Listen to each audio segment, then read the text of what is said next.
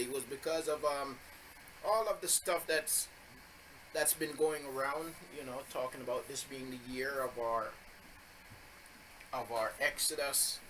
Of our deliverance and so on. So decided to kind of jump into that study because there are a lot of people out there I don't agree with that. That's what it is. And so that's why we end up.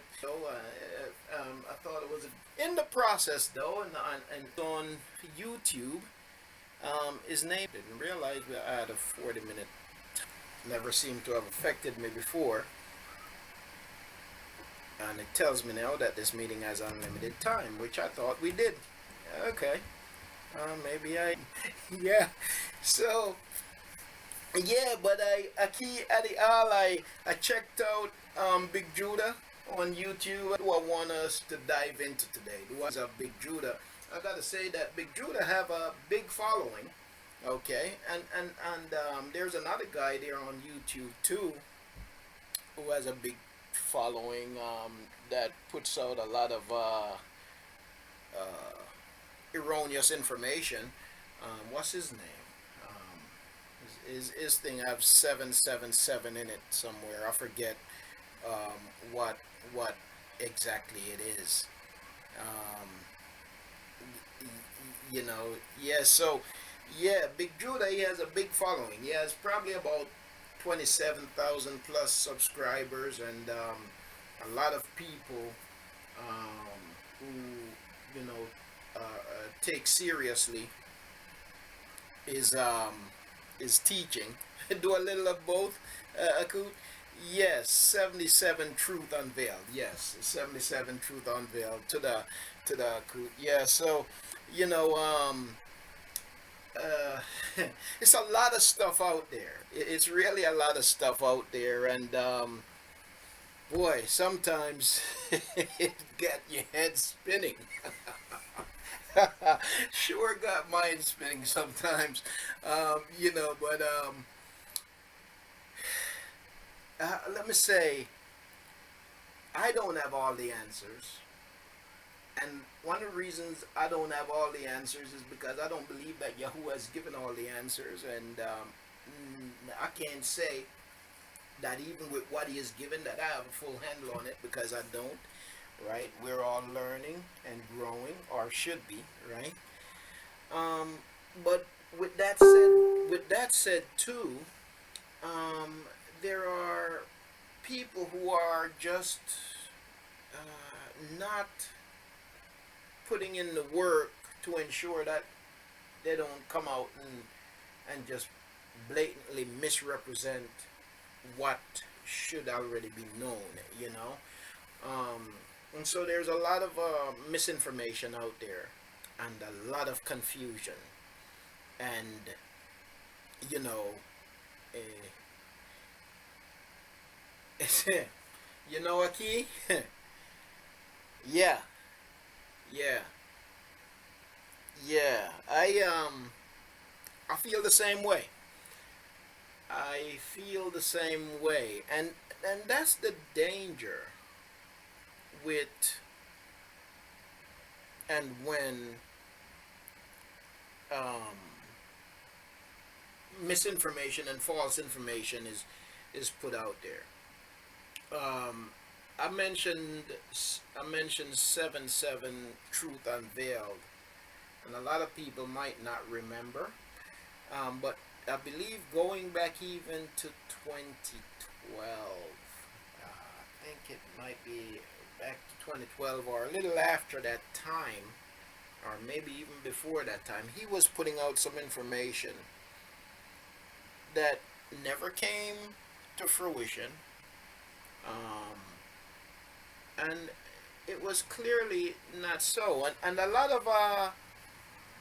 And a lot of conspiracy theories. Now, when I say conspiracy theories, I don't say that lightly, because many times the truth is dubbed as a conspiracy theory by those who want to keep the truth silent, you know. Um, but so there is truth where those who want to keep the truth hidden, they try to discredit the truth, and they say, oh, that's a conspiracy theory. Those are conspiracy theories, you know, created by madmen or whatever. Um, but you do have legitimate conspiracy theories that have no basis in facts, right? And what grieves me most is when I see our people. What grieves me most is when I see our people out there peddling conspiracy theories that have no basis in facts. Okay. Um, Let me give you one example real quick of truth unveiled. Um, Something that I wouldn't touch. I don't think there's any truth to it, but if there is truth to it, I don't know. Okay. But I don't think there's enough evidence to say it is true. Okay. So therefore, I wouldn't touch it. But I'm just going to give you a simple example of something that I saw him. He was doing for some time. He was putting out videos on for some times. He had a series of videos one time about what do they call it? Cloned people. Okay, cloned people. Okay, so basically like celebrities, um, politicians, well-known people. There was this. There was a few people out there on YouTube putting out these videos about these people being clones. About, like Obama had cloned, this one had cloned, that one had cloned, and to me it was silly. Even to get into it, getting into that was silly to begin with. Then there was another set of videos about Michelle Obama, which, by the way, that was started by the clans people, the KKK people. But what they were doing is they were doctoring pictures to make it seem as if she had uh, uh, men genitalia and things like that. And some of these guys were, circulating some of this stuff. To me, it is difficult enough for us to convey the truth um, in a cesspool of lies. Um, but when we go and we we delve into nonsense like that, it only we're only discrediting ourselves more, right? When we go and delve into foolishness like that, you see, and I see some of these people doing just that. You see what I'm saying? So um, yeah, it's just a lot of stuff out there, and to be honest with your family, sometimes it's discouraging to me personally. It's disheartening to me. It's disheartening and it's discouraging, and sometimes it make me ask, what am I doing here? What difference does my little voice make? Because the fact of the matter is, it's not too many people. When you look at some of these channels, and how many people watch these videos and stuff, and then you look at my channel and my videos, and how many people watch mine, you really ask, what difference does this make? Because the number of people that watch the stuff that I have on YouTube is maybe just 1% of what watch this other stuff. So sometimes it caused me to ask, am I, what am I doing? But anyhow, that's beside the point, I guess. Yeah, but it's discouraging and it's disheartening. It really is. And so we have to be careful, right? And context. Okay, so with that said, Mashbaka, I'm sorry, kind of took the long way around here. With that said, so we'll touch a little bit on both. 2012 again. Some army caravans assembling in different places of the country. They were getting ready to institute martial law you know, this is the end, and all of that stuff. Again, this stuff was out there, and then there were some people that were tying that to blood moons and all kinds of different things, you know. So there's all kinds of stuff out there, right? Like he said, Kiadial said, remember, Aki, broad is the road that leads to destruction. Just because a lot of people watch their videos doesn't mean they're learning the correct info. Indeed, and that is true, Aki. Indeed, that is true. Indeed. All right. Well, okay. You know where I'd like to start today? I'd like to start. Let me go to, because of this being the year also. You watch them long enough, and all of this kind of ties the video, the Black History video that we had talked about, and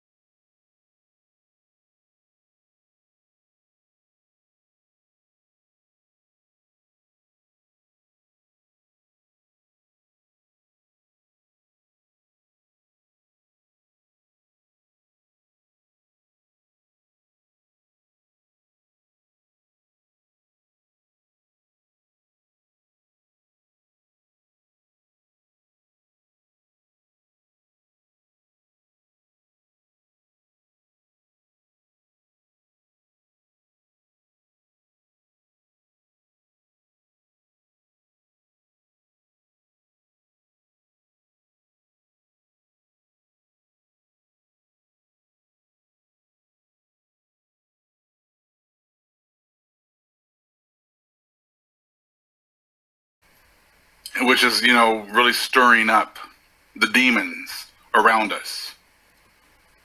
And I'm sure many people are seeing demons coming from bringing attacks, things of that matter, things of that nature, unfounded attacks. And this is why you really need to search the fruits of an individual. Tie has to be your guide and has to pretty much give you your direction. Then you understand when demons are among us and when the demons are attacking. Then you know that you're on the right path when you're getting attacked.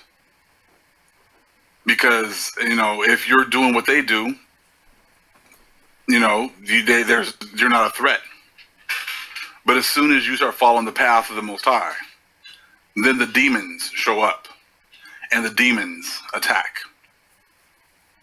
But that's okay, because we all know that what is meant for our harm, the Most High means it for good. Let's see verse 20. Get that real quick. But as for you, ye thought evil against me, but the Most High meant it unto good, to bring to pass, as it is this day, to save much people alive. And really, that is so true.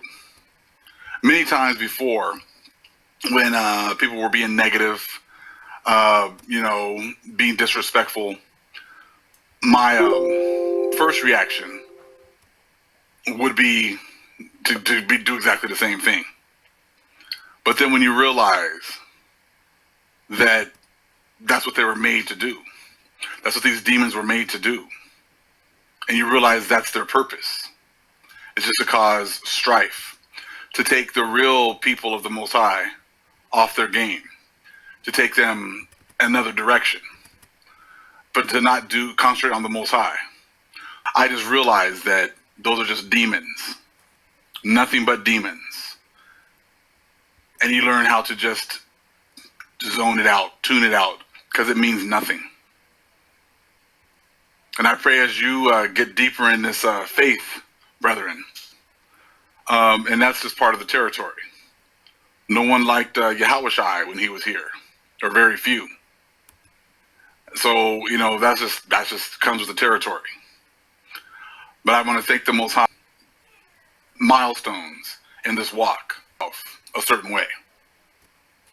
Now, it's funny because I keep hearing people talking about the earthly mother. Now, I've made multiple videos, these scriptures to substantiate my one scripture that I already explained, the male. And it's John 14:26. Now, if people think that one scripture pretty much negates 20, then, hey, go do that. Believe that. To me, that's a very basic person in this walk. If I can give you 20 scriptures and you give me one, then that's not even worth having an argument. That's not even worth having a debate. Especially when this is Proverbs chapter 8. This shows you, in case, I don't know, maybe some people can't really see this right here. This shows you where John chapter 14, 21, and it's in red, so just keep reading on down till you get to 26. Is wisdom. But see, I've shown this many times. But if someone doesn't watch the video that I've already made, express it, because that's where the Most High has left you. And if that's the case, so be it. But if I've already shown you Proverbs chapter 8, which shows you that's so much to use, because it's a bad translation. That's not what this video is about.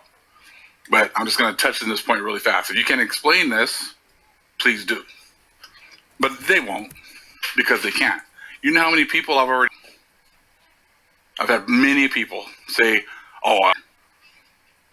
So unless you got some other scripture, which you don't, you got one more over there in John, but that's still referring to this right here.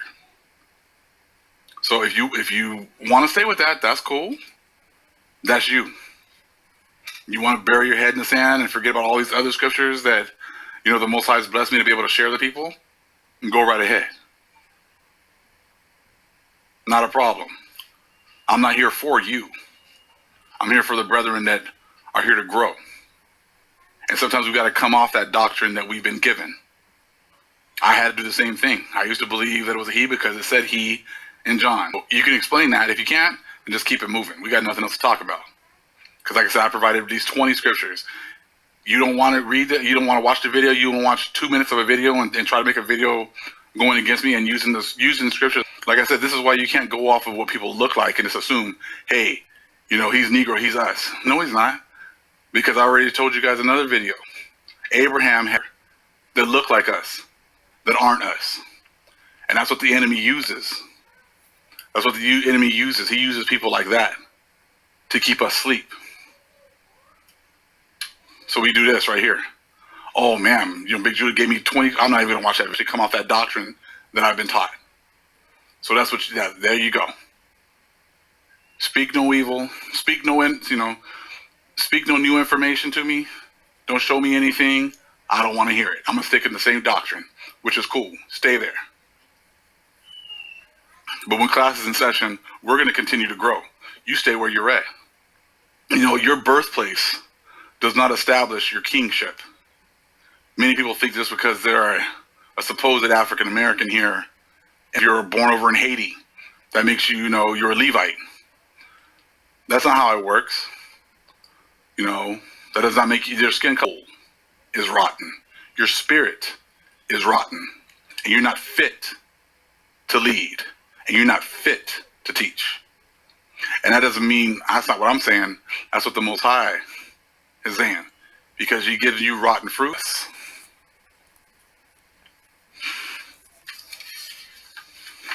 Many people have nappy, curly hair, like myself. Like I said, Abraham had 9 or 10 boys looking just like us. But they're not us. That's why you read that John 8:44. You are of your father the devil, you act like. And many people's actions are showing them to be the devils that the Most High talked about. The devils that what the sister shared with me. She shared with me this verse here. Baruch. So, Baruch chapter 2, verse 21. See, this is how the Most High has prepared me. By blessing me with this Bible that has all these precepts. So that you can't just read one verse and act like you've figured everything out. Check this out. This is a pretty eye-opening, groundbreaking information right here. And I've read Baruch 2 many times, but never picked this up. Thus saith the Lord, bow down your shoulders to serve the king of Babylon. So shall ye remain in the land that I gave unto your fathers. So it sounds like we're going to bow down and serve the king of Babylon in our own land. Like exactly what I've been telling people as of late. And like I said, at this point, I learn from others. And I have no problem admitting the fact that this is something new to me and that I have in this truth. They can't admit or be humble enough to realize that they don't know something. Okay, so it's actually going to get more clarification as to what is going on in Baruch 2:21. Let's read that one more time. Thus saith the Lord, bow down your shoulders to serve the others. So let's get that Jeremiah 27:11. Because I jump around and I'll look around. So we got, but the nations that bring their neck under the yoke of the king of Babylon and serve him, those will I let remain still in their own land, saith the Lord. And they shall till it and dwell therein. Now what I want to do is I want to actually go up to 9. Let me get this real quick. Could give a little. Always love to read around. You always want to read around those certain areas. Okay. Hold on, let me make sure which one is this again. Okay. 27. Let's start at 9. Okay, because we got some more precepts there on the side. Therefore, hearken not ye to your prophets, nor to your diviners, nor to your dreamers, nor to speak unto you, saying, ye shall not serve the king of Babylon, ye should perish. See that 10 right there? It's really important right there. So, for they prophesy a lie unto you, to remove you far from your land, and that I should drive you out, and ye should perish. So we got these people that are trying to say that this is not our land. Our land is land. They can't prove it. They just say that it's not our land. And this is what we hear all the time from many of these people. No, this isn't our land, but it tells you right here. These people are going to prophesy a lie unto you, to remove you far from your land, and that I should drive you out, and ye should perish. Because the Most High said he was going to protect us in our lands, in our own lands. So this is exactly what's happening right now. But check this out. If you go to 10, there's a precept, verse 15. So skip on down. For I have not sent them, saith the Lord. Yet they prophesy a lie in my name, that I might drive you out, and that ye might perish, ye and the prophets that prophesy unto you. So there's many people who claim that they're our prophets. They claim that they're our people, but they're prophesying a lie in his name, in the name of the Most High. Is that not what we're seeing now with a lot of these people who are saying that they're Israel, and they're prophesying and saying that they're here for the people, they're here to save you, but their fruits aren't showing that. Their fruits are showing that the Most High did not send these people, and that's exactly what we're seeing right here. That's exactly what's being said right here in Jeremiah. And that I should drive you out, and ye should perish. They want you to get out of your land, so the Most High is not going to protect us. I look just like you, so I'm you. But like I've told you guys before, sometimes the worst ones, and the ones we have to be more leery of, are the ones that they won't deviate because they can't. You remember like when we were in church and we started reading Deuteronomy 28, we started reading all these things, and we started trying to talk to people, couldn't deviate from his doctrine. Don't think that things have changed when we get into the truth. Now we got brothers that they play Israel. They just say that you're making stuff up, or that doesn't go with the original doctrine, so therefore that can't be what it means. Maybe the original doctrine was flawed. Maybe that's what it is, but they won't accept that, right? I think this is actually really beautiful right here, because like I said, the Bible is explaining itself right here. And serve him. Those will I let remain still next to the king of Babylon. We bowed our, right? And we had to till it and dwell therein. Remember we talked about the encomienda system. How, when the Spaniards got here, they gave our land away, and they also gave away our people. So they got free labor, and they got free land. And that's exactly what this is talking about right here. I knows exactly what was going to happen. And this awakening is a process. Proverbs 3:5. Trust in the Most High with all thine heart, and lean not unto thine own understanding. So we have to be able to trust the Most High, that he's going to lead us to the truth, that the Most High is going to send the Holy Spirit, and she's going to lead us to the truth. And we can't trust in man. We can't trust in a man's doctrine that, hey, this is the doctrine we've had, and it can't change. That's what it's talking about. You can't just trust in the doctrine. You got to trust the Most High. And if the Most High is going to take you another direction, you can't be afraid to move in that direction. And that's what it's talked about going on right here. Now I'm showing you the precepts that were in the scriptures a long time ago. Most High already knew that we were going to be inundated with dogmas and doctrine, and that I was going to scare people from continuing to grow and to learn. That's why Proverbs 3:5 is so important, because it says, trust in the Most High. with all thine heart, and lean not unto thine own understanding. So when someone ignores precepts and scripture that says something the total opposite of what we've already been taught, and they just fight that, that's because those are demons. They cannot learn anything new, and they're sitting here to continue to make sure that you concentrate on just trusting in man and not in the Most High. I showed you right there, right here. This is linked up to Baruch chapter 2. Okay? Now, as we can tell, there are two different captivities going on here. Okay? Let me go back here. There's two captivities. We had the first Babylonian captivity. And then we had a second one. And there's two very distinct, different captivities. What we want to do is take a look here. Let's look at 21 again. Thus saith the Lord, bow down your shoulders to serve the king of Babylon. So shall ye remain in the land that I gave unto your fathers. This second Babylonian captivity, we're going to remain in the land of our fathers. We're going to be enslaved in our own land. Let's continue. How do we know this is a different one? Well, check out as we read more, you'll see the difference between this Babylonian captivity and the other one. But if ye will not hear the voice of the Lord to serve the king of Babylon, I will cause to cease out of the cities of Judah and from without Jerusalem the voice of mirth and the voice of joy, the voice of the bridegroom and the voice of the bride. And the whole land shall be desolate of inhabitants. Now, desolate does not just mean empty of inhabitants, because there's people all over the world.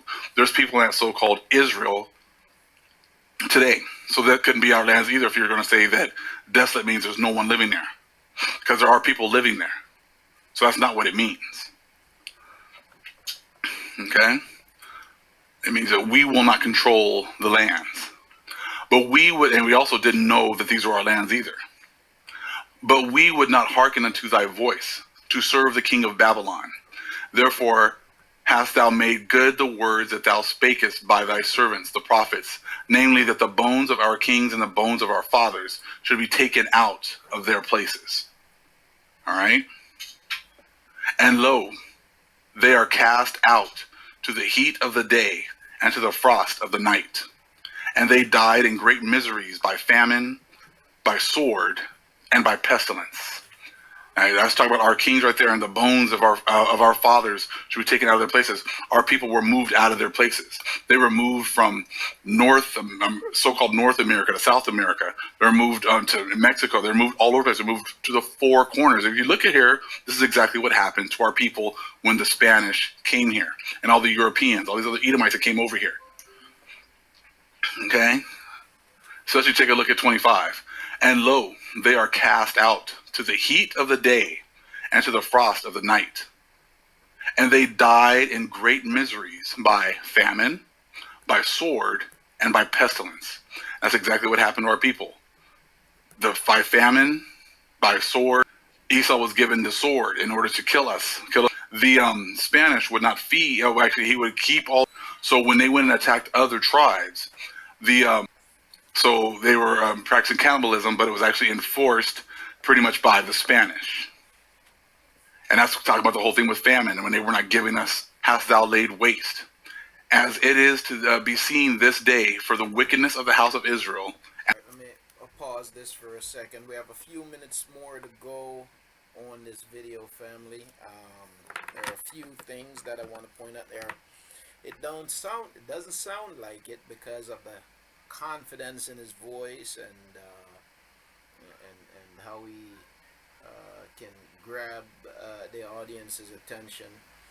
So it doesn't sound like it, but what I can tell you is that I don't think that he has made one statement yet in this throughout the video that does not have some significant error in those statements. Now I'm going to be I'm going to, after we watch this video, I'm going to come back and we're going to discuss it. I want you to hear this video in full because, I mean, I have confidence in the facts. And so to me, it's easy to debunk the stuff that he's putting forward. And this is just one video. He has tons of them. But I'm going to finish the video and then we'll come back and discuss it. O Lord our God, thou hast dealt with us after all thy goodness, and according to all that great mercy of thine, as thou spakest by thy servant Moses in the day when thou didst command him to write thy law before the children of Israel, saying, If ye will not hear my voice, surely this very great multitude shall be turned into a small number among the nations, where I will scatter them. We were a huge number, and that's exactly what the accounts were when the Europeans got here. And the Bartolome de las Casas was talking about how the lands were teeming with life. They were the most inhabited in the world. There's so many people in such a small, plot of land because we had so many kids. And then when the Mosai sent these curses on us, many of us were killed off. It became a small number. But let's continue with 30. This is how we can tell the difference between this Babylonian captivity and the previous one. For I knew that they would not hear me, because it is a stiff-necked people. But in the land of their captivities, they shall remember themselves. That is the key. This is talking about the second Babylonian captivity. Because in the first Babylonian captivity, we did not forget who we were. Remember, Daniel rose up high in the Babylonian system, but he was also following his laws. Remember, when he got there, he wanted to eat his own food, and he asked the king to eat his own food so they could show how healthy he was by eating our own diet, the diet that we'd always followed. Everyone knew that we were the Hebrews. When the Persians and Medes came over and controlled Babylon, took over Babylon, they allowed us to go back to our land. So we never forgot who we were during the first Babylonian captivity. So this is the second one. And the key is that in 30, we were going to remember ourselves in the lands of our captivities. That's how you know this is different.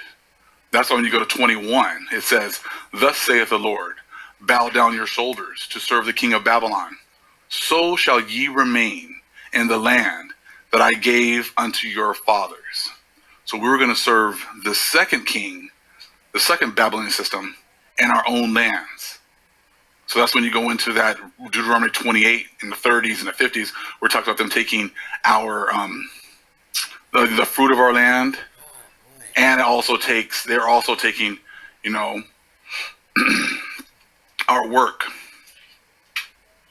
They're taking all of that. Okay?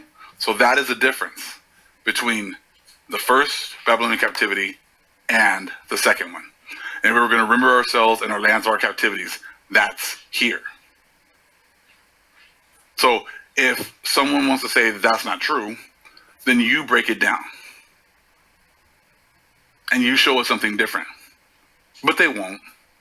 Because remember, Daniel rose up high in the Babylonian system, but he was also following his laws.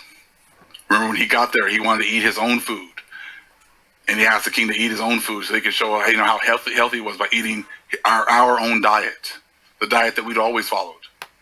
Everyone knew that we were the Hebrews. When the Persians and Medes came over and controlled Babylon, took over Babylon, they allowed us to go back to our land. So we never forgot who we were during the first Babylonian captivity. So this is the second one. And the key is that in 30, we were going to remember ourselves in the lands of our captivities. That's how you know this is different. That's why when you go to 21, it says, Thus saith the Lord, bow down your shoulders to serve the king of Babylon.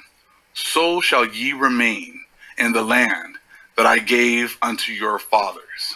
So we were going to serve the second king, the second Babylonian system, in our own lands. So that's when you go into that Deuteronomy 28 in the 30s and the 50s. We're talking about them taking our the fruit of our land, and they're also taking, you know, our work. They're taking all of that. Okay, so that is the difference between the first Babylonian captivity and the second one.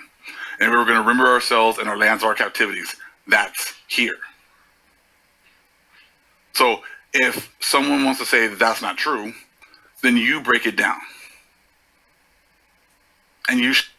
Let me pause again for a second. I don't know if you realize, but I did rewind that just now. I did back up a little bit and replayed something that he stated there because it was critical for us to hear that because it's so pointedly incorrect. I'll point that out when we come back to it. He's talking about two different captivities. That there are two different captivities. That the second captivity, that you would serve the king of Babylon in your own land, right? So, and it's interesting. The very text that he's reading explains what he's saying, but he's giving it a different explanation. Explain what it is saying, but he's giving it a different explanation. But we'll cover it. I just want to highlight that. Let me continue to play. Few minutes more to go, family, and we'll get into the meat of it. Show us something different, but they won't, because why? Like what we talked about before, they're stuck. Those are the people that the Most High said that he did not send. Remember that? And they're like this right here. They don't want to hear anything new. They don't want to see anything new. Even though we showed them where John 14 is, they're still going to use John. A little secret. They're still going to use John 14:26 to say it says he, even though I'm showing them where it comes from, because they want to do that. And they're going to do this. And then they're just going to ignore all the other information. This is your Baruch 2. This is showing you your two Babylonian captivities. The first one was in Babylon because we were taken to Babylon. The second one, we were going to be subjugated to these other people in our own lands. And they were going to steal our resources and our labor. And they were going to move us in ships and however else they wanted to move us up and down our own continent and also all over the world.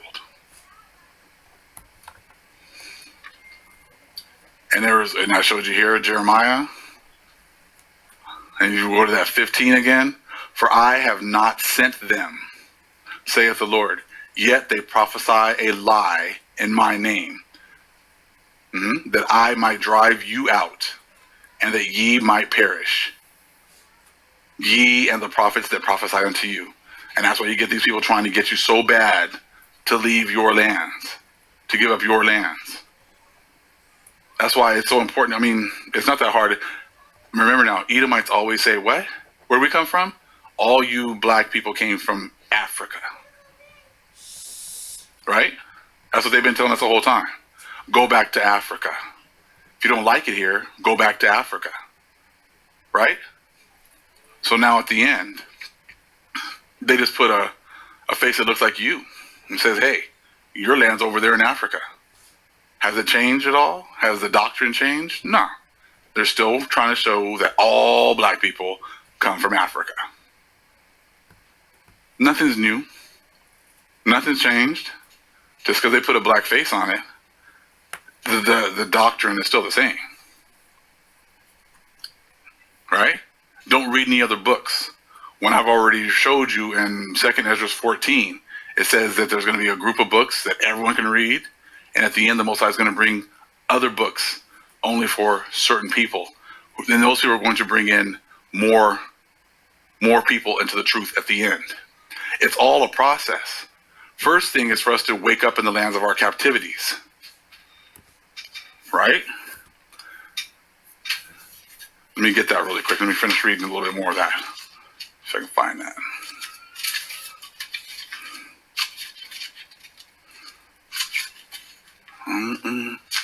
Wisdom.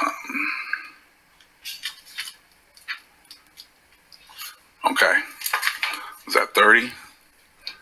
Yeah. For I knew that they would not hear, because it is a stiff-necked people, but in the land of their captivities they shall remember themselves, and shall know that I am the Lord their God.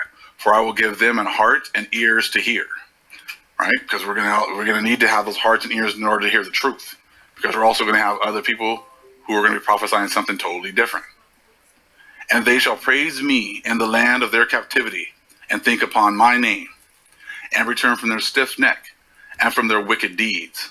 For they shall remember the way of their fathers, which sinned before the Most High. We're going to remember that, their ways, our ways. And then, really important, 34, and I will bring them again into the land which I promised with an oath unto their fathers, Abraham, Isaac, and Jacob. And they shall be lords of it, and I will increase them, and they shall not be diminished. And that's what we're on the precipice of right now. And being brought doesn't mean necessarily being brought physically. It's being brought back mentally to knowing that this is our inheritance. And I will make an everlasting covenant with them, to be their God, and they shall be my people. And I will no more drive my people of Israel out of the land that I have given them.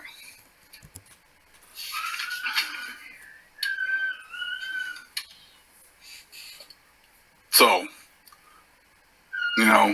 I think I've made my point here. Share some more information, share some more of my understanding here that the Most High has blessed me with. And it's been a beautiful journey. It's amazing to see all these other people, like I said, and the growth that is now happening. It's just amazing to see, because the Most High is moving. The Most High is giving clarification, and the Most High is increasing our knowledge.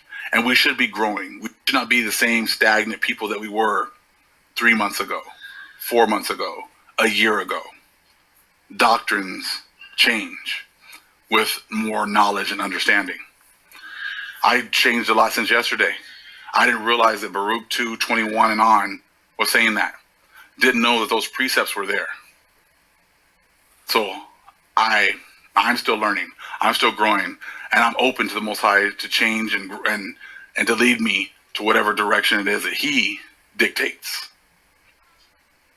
And however He wants to send the Holy Spirit, and then she's going to guide me into this knowledge and understanding, it's a beautiful thing.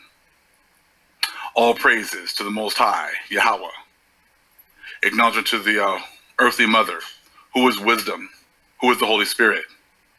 Acknowledgement to Yahusha. Shalom. All right. Let me stop this before it continues. Okay.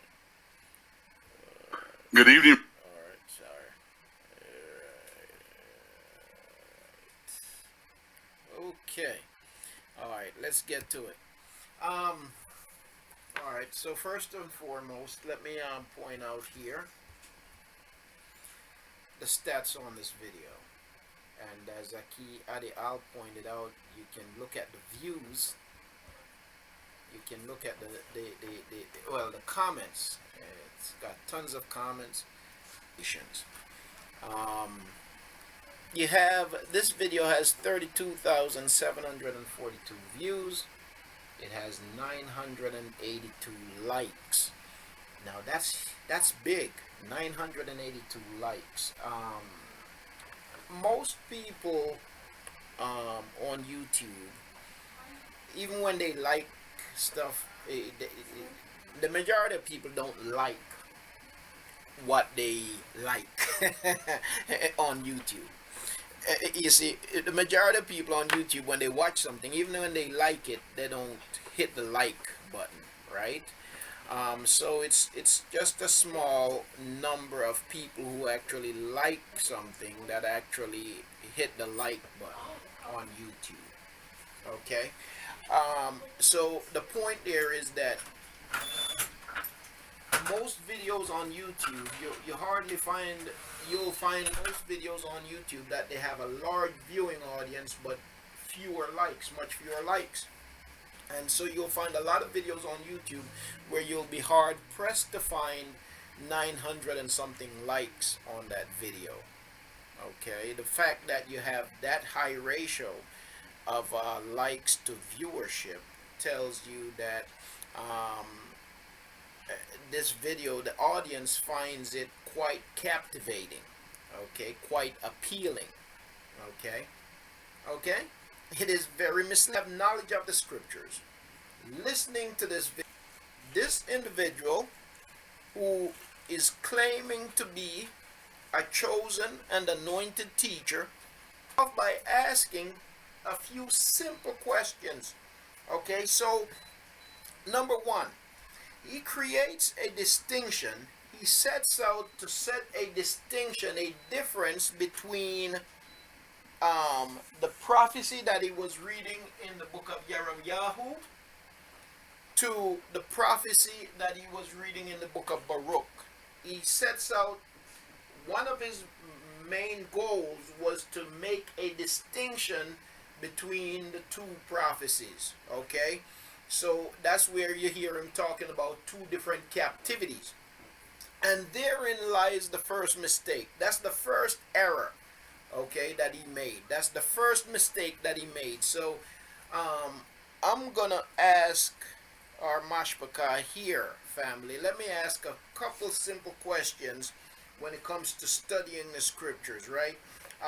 From the perspective now of the book of Baruch and the book of Yahuah. Number one, we need to know, okay, you've heard me say this time and time again, right? When we study the scriptures, number one, we need to study contextually, right? And when we study, in order to study contextually, we've got to be willing to ask certain questions of the text. Who, what, where, when, how, why, so on and so forth, right? We need to ask some basic questions, and when we ask those questions, they're going to give us some vital information, okay? Now, so we ask the first question. Who was Baruch? He's speaking about Baruch, and he's speaking about the book of Baruch. Who was Baruch? And family, if somebody could put that up on the board. What's the name? No, Baruch. Who was Baruch? That's it, Baruch. That's the name. There was no other. No. Who was Baruch? All right. Yep. Baruch was a servant of Yahu, or the scribe of Yahu. Okay? Baruch was a servant or the scribe of Yahu. Okay? That's key. That's key. Okay? That's key. That's very important. So Baruch was the servant or the scribe of Yahu. In other words, he wasn't just the servant or the scribe, but if you read in the book of Kings, family, for example, in the book of First Kings, you will see, and not just in the book of First Kings, but all throughout the scriptures, see with the prophets, is that in Yashar there was a school for the prophets, and the older prophets would mentor the younger prophets. Okay, the older prophets would mentor the younger prophets. So for example, let me give you a popular mentor and mentee. Okay, Al-Yahu. Who did Al-Yahu mentor? Who did Al-Yahu, the prophet Al-Yahu, who did he mentor? Okay, that's a question. The prophet Al-Yahu, who did he mentor? Who did he mentor? Al-Yasha, absolutely. The prophet Al-Yahu mentored to call Al-Yasha to the work as he was getting ready to take Al-Yahu. What he did was he sent Al-Yahu to Al-Yasha, who was in the field plowing his father's field, right? He was actually farming. want me to mentor you, prepare you for the work. And so he cast his garment upon him, which was you could call it a mantle in English, okay, a covering that the prophet would wear. He cast the covering upon Yahusha, a symbol that you are now. I am now your mentor, okay. And so, after a few things, I'm not going to get into the details of all what happened there. Yahusha, so number one, Yahusha said, okay, hold on, not so fast, Yahu. I need to go home and tell my father that Yahuah want me to go with you. Yahuah has called me to the work. Okay? So Yahu said to him, listen, a workman who puts his hand to the plow and then withdraws it is not worthy of the work. And so it's either now or never. You ain't got time to go home and tell your daddy anything. Yahuah wants you to go with me right now. Okay, so eventually what he did was they broke down the oxen, they cooked a meal, and then they took off, right? They took off, and then they got busy about the work. So there was a school for the prophets in Yashar-al, right? So the reason why I said all of that is to say that Baruch was not just a servant and he wasn't just a scribe, but he was Yahu was his mentor. He was being mentored for the office of the prophets. Okay? Baruch was being mentored for the office of the prophets. Now that's also important. That's very important.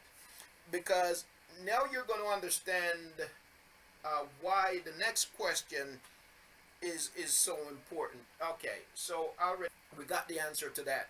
We also got the, okay, so we learned that he was a servant, he was also a student prophet. He was critical information to know if you're going to study these books. Okay, if you're going to study the book of Baruch, if you're going to study the book of Yahu, you need to know that information, which Big Judah obviously don't know. Okay? I mean, he's saying a whole list on what I've seen. Influential and quote-unquote profound statements. All right, so we answer those two questions. All right, now the next one is, here's the next one. Yahu, a student prophet that Yahu was his mentor. All right, so, and we talked about him being the scribe of Yahu. When Yahu had a message to him, Yahu would say, what I'm looking for, dictate. Yahu would dictate to Baruch what to write as Yahuah spoke to Yahu. So Yahu penned by Baruch. The book of Yahu was actually penned by Baruch. Okay, another Baruch pen. What other book did he write? Physically write. What other book did Baruch write? Besides the book of Baruch and besides the book of Yahu, what other book did Baruch write? Yep, absolutely Akut. My Akut Yariah is on fire. The book of Lamentations. The book of Lamentations was also written by Baruch. Okay? Now, if you're going to study the book of Yahu and you're going to study the book of Baruch, you also need to have knowledge. You don't have no knowledge of the book of Lamentations and you don't have full knowledge of the book of Yahu, you're not going to understand the book of Baruch either. In action, you don't understand how they relate, right? Which clearly, Big Judah don't understand the connection. He have no clue of how they interconnect. Okay? All right? So, me doing this, nobody can give an answer to what he is saying. Okay, well, here's your answer, Big Judah. You might never see this video, but prayerfully you'll come across it someday, because you are in serious error. Okay, you are in serious error. All right, now, okay, so here's the next one. Here's the next question. Here is the where. Here is the where. Remember, we said if we want to understand, if we want to get true knowledge in anything that we study, and in particular the scriptures, we need to ask who, what, when, where, why, how. Of whom, to whom, by whom, so on and so forth. We need to ask those questions if we are really seeking for the truth, for contextual truth. It's going to help us to understand this thing more clearly. Where we already said that the book of Yahu was written by Baruch, dictated by Yahu. We already said that the book of Lamentations was written by Baruch, and we already said that the book of Baruch was written by Baruch. Okay? Now here's the next question in our journey to find truth. Where was the book of Yahu written? Where was the book of Yahu written? Where was the book of Yashar-al? That's the point of that question. The book of Yahu, was it written in captivity, or Yashar-al would be America, I guess. I'm trying to understand him. I guess Yashar-al would be America. Okay. Text of the book of Yahu. And when we remember the context, so to answer these questions, we ask certain questions of the text, right? Basically, what was the purpose of the text? What was the subject of the text? What were the main points? Those questions, right?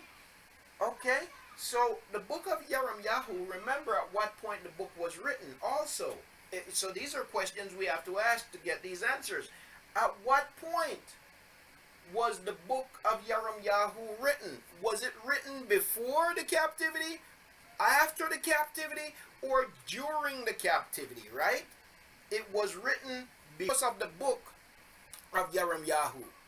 The purpose of the book of Yahu, what was it again, family? I'm not going to give the answer. What was the purpose of the book of? Yes, to warn the people. To warn the people. Danger is coming. Danger is coming. You better turn around. You better stop what you're doing. Danger is coming. That was the purpose of the book. That was the message of the book. Hey, y'all need to wake up. Y'all need to stop your foolishness. Yahuah ain't playing with you no more. Okay? But what was the response of the people to the prophet? What was the response of the people to the prophet, to the warning? What was the response of the people to the warning? Now, that is a question. We have to ask these questions if we're going to really study the book, right? They didn't listen. Instead, what did they do? Yup, they stoned him. They put him in a cesspool. They hung him up. They took him out of the cesspool with filth all over him. They put him in stacks, which is basically a wooden cage. They hung him up in the sun for days, right? They spit on him. They beat him. They gave him black eyes. They did all kinds of stuff to him, right? Including the king of Yashar-al. And that's why when the king of Babylon came in, Yahuah allowed the king of Babylon to put out the eyes of the king, because he punched his prophet in his eye. And so the king plucked out his eyes. Y'all remember that? That he was led away, blinded by the king, and then the king set up his own puppet king in the land, right? Yeah. All of these details are important if we're going to study, but I don't think Big Judah knew any of these. The only thing, it seemed like what Big Judah did to me was he read a few verses here and there and then come up with theology. Yeah, I say theology. He gets up. That's what Christians do. So he's practicing Christianity. Okay? Yeah. As a result, so they did all of this stuff to the prophet who was warning them so that they would not fall into captivity. He was warning them so that they would not fall into captivity, but instead they persecuted him. They ridiculed him, right? They beat him so badly, they ridiculed him so much that it came a point where he refused to speak, right? Y'all remember that, right, family? He refused to speak. And when he refused to speak, what was Yahuwah's response? When he refused to speak, did Yahuwah stop speaking to him because he said, I'm not going to speak anymore? Did Yahuwah stop speaking to him? Because he said to Yahuwah, listen, Every time I talk, these people smack me in my mouth. I'm tired of it. I'm not saying anything more to them. Was that good enough for Yahuah? No, it wasn't good enough. Yahuah continued to pour into him. And as Yahuah continued to pour into him, and he refused to speak, that word became like what? That word became like what, family? He described it. It said it became like something shut up somewhere, right? What did he say again?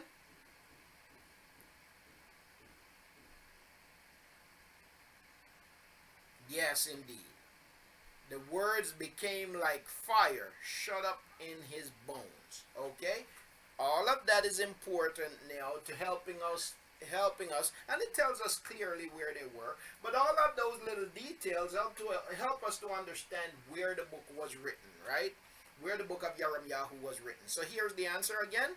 The book of Yahu was written in the land prior to the captivity. Okay, the book of Yahu was written in the land prior to the captivity. Now here's the next question. The book of Lamentations. Where was the book of Lamentations written? And what is the book of Lamentations about? Yeah, I don't think Big Judah knows who Baruch is, Aki. If he did, he wouldn't make the simple mistakes that he is making in his video. I don't think he knows. You see? And that's why I start where I started. Okay? Because we need to know who he is or who he was. Okay? And if we know who he was, then we ain't going to find ourselves making the same claims that Big Judah is making or believing the same stuff that Big Judah is spewing.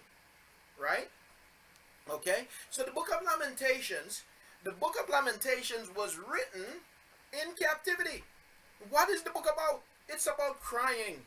It's about the people now mourning, lamenting, and the prophet Baruch lamenting for the people.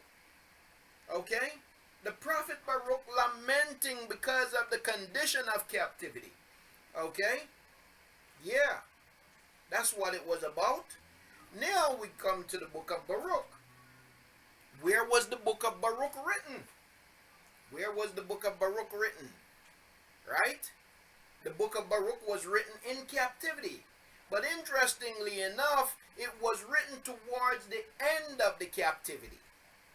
It wasn't written at the beginning of the captivity. It was written going towards the end of the captivity. Not at the beginning. So to middle, coming up toward the end of the captivity, that's when the book of Baruch was written. Okay? All right. Now, okay.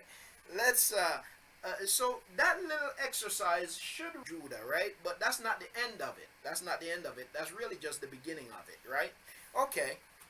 Let me point out a few contradictions that I picked up from Big Judah's teaching here just a moment ago. I could tell that Big Judah believes in the 12 tribes chart. Okay, the 12 tribe chart. Everybody know what I'm talking about. That's the Black Hebrew Israelite chart that says that the tribe of Judah is in America, the tribe of Levi is in Haiti, the tribe of Benjamin is in Jamaica, the tribe of it says America is Judah, Haiti is Levites, Jamaica is Benjamites, Mexico is somebody who believes in the 12 tribe charts. And I know that he believes in the 12 tribe charts because in his teaching he makes the point of saying that, okay, so he made the point that not everybody black is Yashar-al, and he is correct in saying that. Simply because you are pigmented don't mean you are Yashar-al, and that is true. That's fact. Okay. He goes on to say, though, the reason why I know he believes in the 12 tribe chart, he goes on to say that not all Haitians are Levites. Right? You remember him saying that in the video? He said not everybody in Haiti is Levite. Right? that means he does believe in the 12 tribe chart that states that the Levites are. If you believe in the 12 tribe chart, America is the promised land, because the basis, the foundation of the 12 tribe chart is of the transatlantic slave trade. That is the foundation of the 12 tribe chart. You can't believe that America is the promised land, is Yahusha, and also state belief in the 12 tribe chart, because they're contradictory to each other. Those two beliefs and teachings don't go together. They're contradictory. So that tells me that Big Judah is again confused on some things. Okay? Now, okay, let's continue to able to prove him wrong. And I guess it's because he just have not encountered anybody that have spent any time learning the scriptures. Right? So, okay. Now, let's see the next point I should go to first. Let's go to his point. Okay, let's go to this point. He said that no one can prove that America is not our land. He said no one can prove that America is not our land, is not the promised land, is not the land of Yahusha. He said no one can prove that. Okay, let me begin here. I guess I'll begin with the scriptures first. The scriptures, we can look in the book of Chronicles where you see that, and in the book of Esdras, we see that you have kings, including Shalomah, who they call Solomon, who sent ships around the earth, including to the Americas. It wasn't called America, okay? But it's in the scriptures that the people of Yasharal traveled to the Americas. It's in the scriptures. So if we were already in America, what's called America today, why would we need to travel to the place that we are already at? Okay, that's the first question. Because the scriptures make it clear. It's in the book of Esdras and in the book of Chronicles, you see where Shalomah sends ships around the earth, right? Okay? So if we were already here, why did we need to send ships to where we this is our home. So why are we sending ships from another home, right? And this is our home, and at the time we weren't in captivity. Okay? So the scriptures debunk what he's saying. That's number one. Number two, he said no one can prove. Okay. I guess Big Judah have never heard about DNA test, right?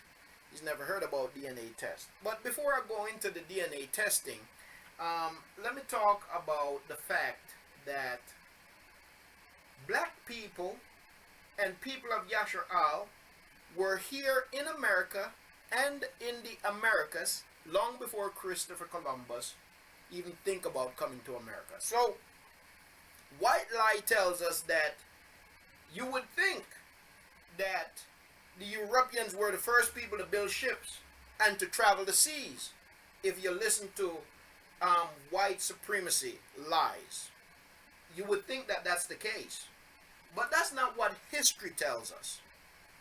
History tells us that, number one, Christopher Columbus was not the first to build a ship and to travel the seas. Impossible. Totally impossible. The whole Christopher Columbus fiasco is a fraud. Okay? There is nothing real or true about it. Yes, they did travel on ships. Okay? But their claims about him being this great pioneer of the seas, it's a fraud. Okay? As a matter of fact, history tells us that he learned from our people. Okay? He was lost, and it was our people who gave him maps even to find the Americas. How could they have done that? Because they've been here, okay? And they were still here. So when Christopher Columbus came to the Americas, black people were already here. And not just black people, because you have all kinds of different black people. You have black people that were here. You have all kinds of Indians that were here. And you have people of Yahuah that were already here in the Americas. No, they weren't slaves. They weren't here in bondage. They were here because they decided to travel. Okay? So yeah, people were already here. Yup. All races were already here. Okay? Except for the Caucasian Europeans. Okay? But the if you want to say colored races, for the lack of a better term, are, I don't know how to put it, right? Whatever they would use. Copper colored people were here. Okay? To dark people were here, right? Already. Okay? Before Columbus came here. Alright? Indeed. Indeed, Aki. Alright? So they were already here before Columbus came here. So again, and that goes to the fact, to the question of, again, we ask, how can you discover something that was already inhabited? Okay? How can I go somewhere? How can I be in my house? My wife got paid. She took money out the bank, took her whole sum out the bank, took the sum of her check out the bank, accidentally drops it on the floor. I walk in and see this sum of money on the floor, pick it up and say, I found this, it is mine. I discovered it, it is mine. How can I do that and not be a thief? When she was already in the house, and the money that fell on the floor belonged to her. The only way I can claim it to be mine is if I'm a crook and a liar, right? And that's precisely what Columbus and those who supported his lies and who support his lies, that's exactly what they are. They're liars, thieves, rapists, criminal crooks, bigots, all of that, okay? If you, to this day, support Columbus, you are as much as an evil racist thief as he is. And rapist. Okay? Alright, so, yeah. So, yeah, let's get that out of the way. Yeah, black people, melanated people, people of other nationalities and places were already here. Okay? They were already here. Alright? Praise Yahuah. Praise Yahuah. They were already here. Okay? Alright, now with that cleared up. So they were already here. But according to Big Judah now, according to Big Judah, if you follow his whole thing, you know, I guess what he would then do is he'd try to flip history. Now he did say that we were taken to Babylon. Okay, he did say that we were taken to Babylon, where in ships. We were taken to Babylon in ships, he said, right? Now, there's also a scriptural issue with that, because the scriptures didn't say that we would be taken to Babylon in ships. Okay? Didn't say we would be taken to Babylon in ships. It said that we would be taken into... Now, the word... These two words are very different in the scriptures. The word Matzrayim in scripture is clearly different from the word Babylon or Babal. The word in the scriptures is Babal. And it didn't say that you would be taken into Babal in ships. It says you would be taken into Matzrayim in ships, and we know that Matzrayim means bondage or slavery, while Babal means confusion. Okay? It didn't say that you will be taken into confusion in ships. It says that you will be taken into slavery in ships. Babylon is representative of confusion.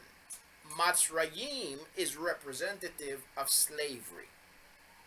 And the scriptures didn't say that you will be taken into Babel in ships. It says that you will be taken into Matzrayim in ships. But Big Judah claimed that we end up in Babylon because we were taken into Babylon by ships, thereby fulfilling Deuteronomy chapter 28. Another false teaching by Big Judah. Yes. Yes, Aki. So according to him, the Babylonians came to America, captured us, our ancestors, and took us back to Babel in ships. According to Big Judah. Not according to history and not according to the scriptures. Again, Big Judah shows himself to be greatly flawed in the knowledge of history and scripture. Okay? But he claims to be an anointed teacher. Okay? Alright. Okay. Alright. Let's go on to the next one. So, let's come back to this point here now. According to Big Judah, Baruch and Yirmiyahu are speaking about two different captivities. According to Big Judah, Baruch and Yirmiyahu are speaking about two different captivities. Now he went to Yirmiyahu chapter 27 to speak about this one captivity, right? And then he went to the book of Baruch chapter 2 to speak about a different captivity. But the question is it true that Baruch and Yirmiyahu are speaking of questioning who was Baruch and what did he do? Where was the book of Yirmiyahu written?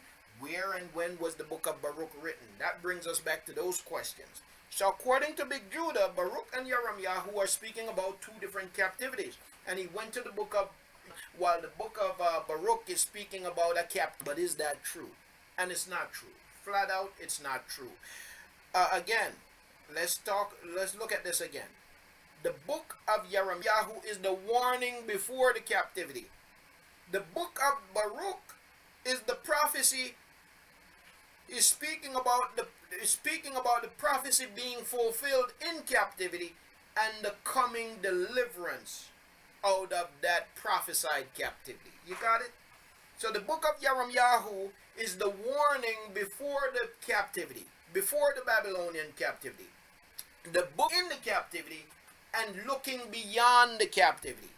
It's not speaking about two different captivities. Okay? Let me say it again. When we study contextually, what we find is that the book of Yirmiyahu is the warning before the Babylonian captivity, while the book of Baruch is in that captivity and now looking toward the deliverance out of that captivity.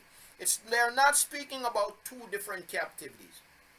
And Big Judah would understand that if, number one, if he just takes some time to learn who was Baruch, who was Yirmiyahu, what did Baruch do, what was his relationship to Yirmiyahu, okay? You don't even know what the books are all about, okay? All right, so I'm going to go to,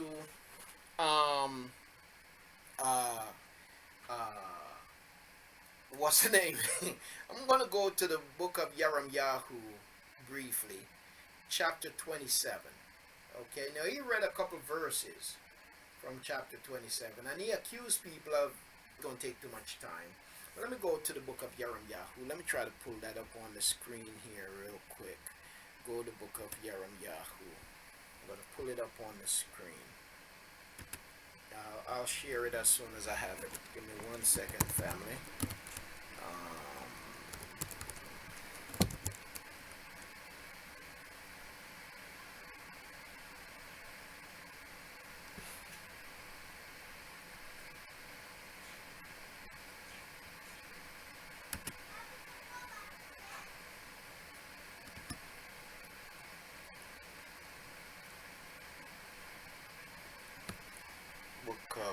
Yahuah. He was in chapter 27. He read in chapter 27 he read verse 11 and then he backed up to verse 9, right? I don't just want to read verse. I'm going to read it like he read it, but then I'm going to back up, okay? Give us some context. And again, the only reason why I don't say let's start from the beginning of the book is because we're already familiar with it. Okay, we've read it. Big Judah need to start from the beginning and really read it contextually so that he don't mess up, keep messing up. But let's see. I'm gonna go to, so he went to verse 11, and according to him, and you can go back and watch the video, but according to Big Judah, verse 11, and being written in captivity, and is reflecting the experience in captivity. Hopefully everybody is seeing this. Let me just see if I can check. Yeah, I think everybody is seeing it. Alright. Now, okay, where is it at? Okay, so I gotta get back to the text so I can scroll. Where is it at? Bear with me here, family. I gotta get to the text so I can scroll. Alright. So 27, he read verse 11. He said, which said,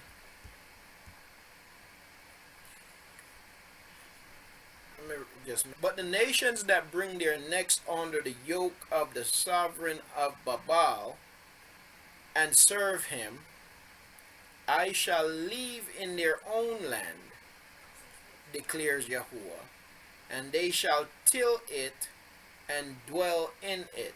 This is what he read. And so, what he is saying here is that in this captivity, what he was saying was that in this captivity, what Yahuah was saying is that we would serve our masters in our own land, which our own land is America. Okay? So in the captivity that Yahuah speak about, according to Big Judah, we would not be taken out of our land in that captivity. Two different captivities he says now. And in this one captivity, we would not be taken out of the land, but we would stay in the land and serve the masters, stay in America and serve the masters under the yoke in that captivity, right? And then he said, let's back up and look at verse 9. So he says, so do not listen to your prophets or to your diviners or to your dreamers or to your observers of clouds or your sorcerers who speak to you saying, do not serve the sovereign of Babal. Okay? And he said, so for the people so his interpretation of this was, for the people who come to you telling you, don't, it's time to leave America. He said, this is what this verse means. He says, you're going to have false prophets coming to you. I'm paraphrasing him, but this is what he was saying. He said, you're going to have false prophets coming to you telling you to leave America. Do not listen to them, because if you leave America, then you're leaving your own land. That's according to Big Judah. Okay, that's according to the teaching of Big Judah. But here's the question. Is that what the scriptures is saying? Now, if you read that verse by itself, and you read verse 11 by themselves, you would think that that's what it's saying. That what Big Judah is saying is what it's saying. But no, we can't do that. And you should not do that. No one should do that. Okay? So let's put this in context. Okay? I'm going to back up. And this have everything to do with that other video that Aki Adial shared with me, family. All of this ties together. Okay? Because that video lays out some of the history that Big Judah needs to be aware of, so that he can stop making these errors. Okay? So, but let's go to back up a little bit. Okay? Let's back up a little bit. This is Yahuah chapter 27. I'm going to begin reading at verse 1. As a matter of fact, let me see something.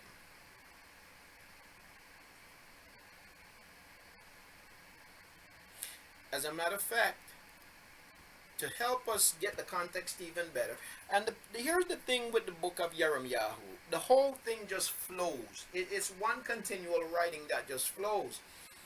And so if you really want to grasp the context, you really need to begin at the beginning, but we don't have time for that. So I'm going to back up a little bit. He was in chapter 27. I'm going to back up a little bit. I'm going to back up to chapter 26, which when you back up to chapter 26, if you're really looking for the truth, you're going to say, oh man, I can't start here. I got to go to chapter 25. And then when you get to chapter 25, you say, oh man, I need to know what comes before this. And so you find yourself to chapter 24, so on and so forth. But we really don't have time for that. So I'm just going to start at chapter 26, and then I'm going to go from there, okay? So here we go. This is in chapter 26. I'm going to follow through to chapter 27. I'm going to try to read it quickly, but definitively, okay? In the beginning of the reign of Yahuah, the son of Yashayahu, the king of Yahudah, okay? Let me read that again. In the beginning of the reign of Yahuah, the son of Yashayahu, the king of Yahudah, okay? So Yahuah is now taking the reign of his father Yashayahu. And who was Yashayahu? Yashayahu was the king of Yahudah. This word came from Yahuah to Yirmiyahu, saying, thus said Yahuah, stand in the courtyard of the house of Yahuah, okay? And, or another word for courtyard is in the that's the first entrance, the first part. I forget what it's called right now. I forget what they use the word courtyard, but that's not the actual name. Alright, but anyway, stand in the courtyard of the house of Yahuah and speak to all the cities of Yahudah, which come to bow themselves in the house of Yahuah, all the words that I command you to speak to them. Do not diminish a word. Wait, pause, take a minute, take a break, think about this for a second. You see, because this gives us certain key answers already right here. This gives us certain key answers already right here. Okay, so where were they at? Again, we already discussed it. But they were in the land. Right? They were in the land. They weren't in captivity. They were in the land. They were not in captivity. As a matter of fact, this was before the captivity. And we get it right here. How do we know that this was before the captivity? Okay, how do we know? Number one, the Haykal was still standing. Okay, Yasharal was still governing herself, right? Yashayahu's son, Yahuah, is now getting ready to take the reign from his father, Yashayahu, right? And the people were still coming to the Haykal, offering up their sacrifices and their false worship in this case, because they weren't really being obedient, right? So they were in the land, and things were, to some extent, normal, right? Okay, so that's what's going on here. Now he says, so thus said Yahuah, stand in the courtyard of the house of Yahuah, and speak to all the cities of Yahudah, which come to bow themselves in the house of Yahuah, all the words that I command you to speak to them. Do not diminish a word. Do not forget a word. Do not leave out a single word. Okay? If so be that they listen, and each turn from his evil way. Remember now, the whole book is about a warning, and as you read, if you back up to chapter 25, you back up to chapter 24, you back all the way up to chapter 1, you're going to see that it's warning. Yahuah continued to warn them over and over and over again. This is not about a different prophecy. It's the same prophecy. The book of Yirmiyahu is just the warning of what is about to come. So therein you see the error with Big Judah, right? He says that this is a different prophecy, and the book of Baruch is another prophecy. This is one captivity, and the book of Baruch is another captivity. No, false. The book of Yirmiyahu is simply warning you that if you don't stop, if you don't turn, if you don't wake up, you're going to end up in the captivity. And and they ended up in the captivity that Baruch is now writing about. Okay? Fair enough and clear enough so far, family? I just want to check. That clear enough and fair enough? Or does it seem like I'm just kind of making stuff up on Big Judah? I just want to make sure I'm not. It's clear enough, right? Right? Okay. So, um, clear enough. Thank you. All right. Now, all right. Let's go back to there. Let's see. So he says now. All right. So now, if so be, this is verse 3. If so be that they listen and each turn from his evil way, then I shall repent of the evil that I plan to do to them. Watch that now. Then I shall repent of the evil that I plan to do to them. So this is something that has not yet happened. This is a warning. Wake up or suffer the consequences. Okay? Okay? Now, because of the evil of their deeds. Verse 4. And you shall say to them, thus said Yahuah, if you do not listen to me to walk in my Torah, which I set before you, to listen to the words of my servants, the prophets I am sending you, even rising up early and sending them, though you have not listened, then I shall make this house like Shiloh, and make this city a curse to all the nations of the earth. And the priest and the prophets and all the people heard Yahu speaking these words in the house of Yahuah. And it came, stop. It's running away. It came to be when Yahu had ended speaking all that Yahuah had commanded him to speak to all the people, that the priest and the prophets and all the people seized him, saying, you shall certainly die. All he did was speak the word, and they took him, they seized him and said, you shall certainly die. What did the man do more than said what Yahuah told him to say, right? Why have this house shall be like Shiloh, and this city be dried up without an inhabitant. And all the people were gathered against Yahu in the house of Yahuah. All the people.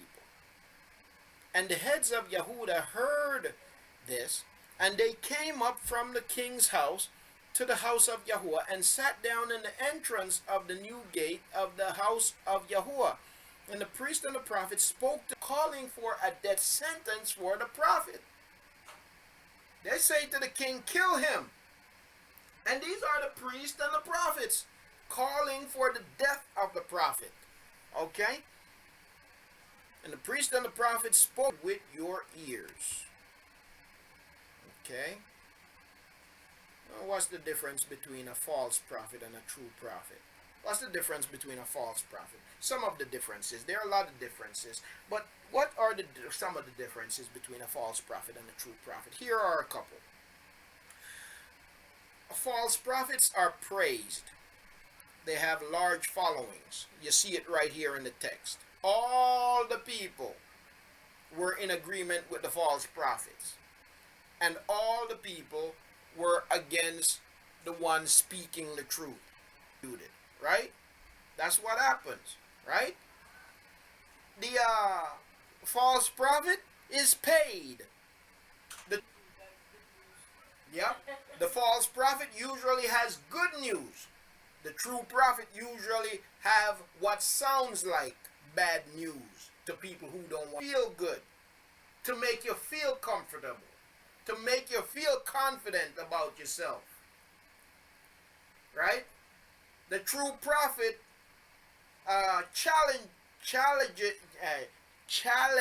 you to go higher, to do better, to get better. Right? The false prophet tells you that everything is good. You are wonderful. You're beautiful. You're pretty. You're awesome. You're magnificent. The true prophet says, you need to fix your hair. Yes, indeed. Truth is the new hate speech, right?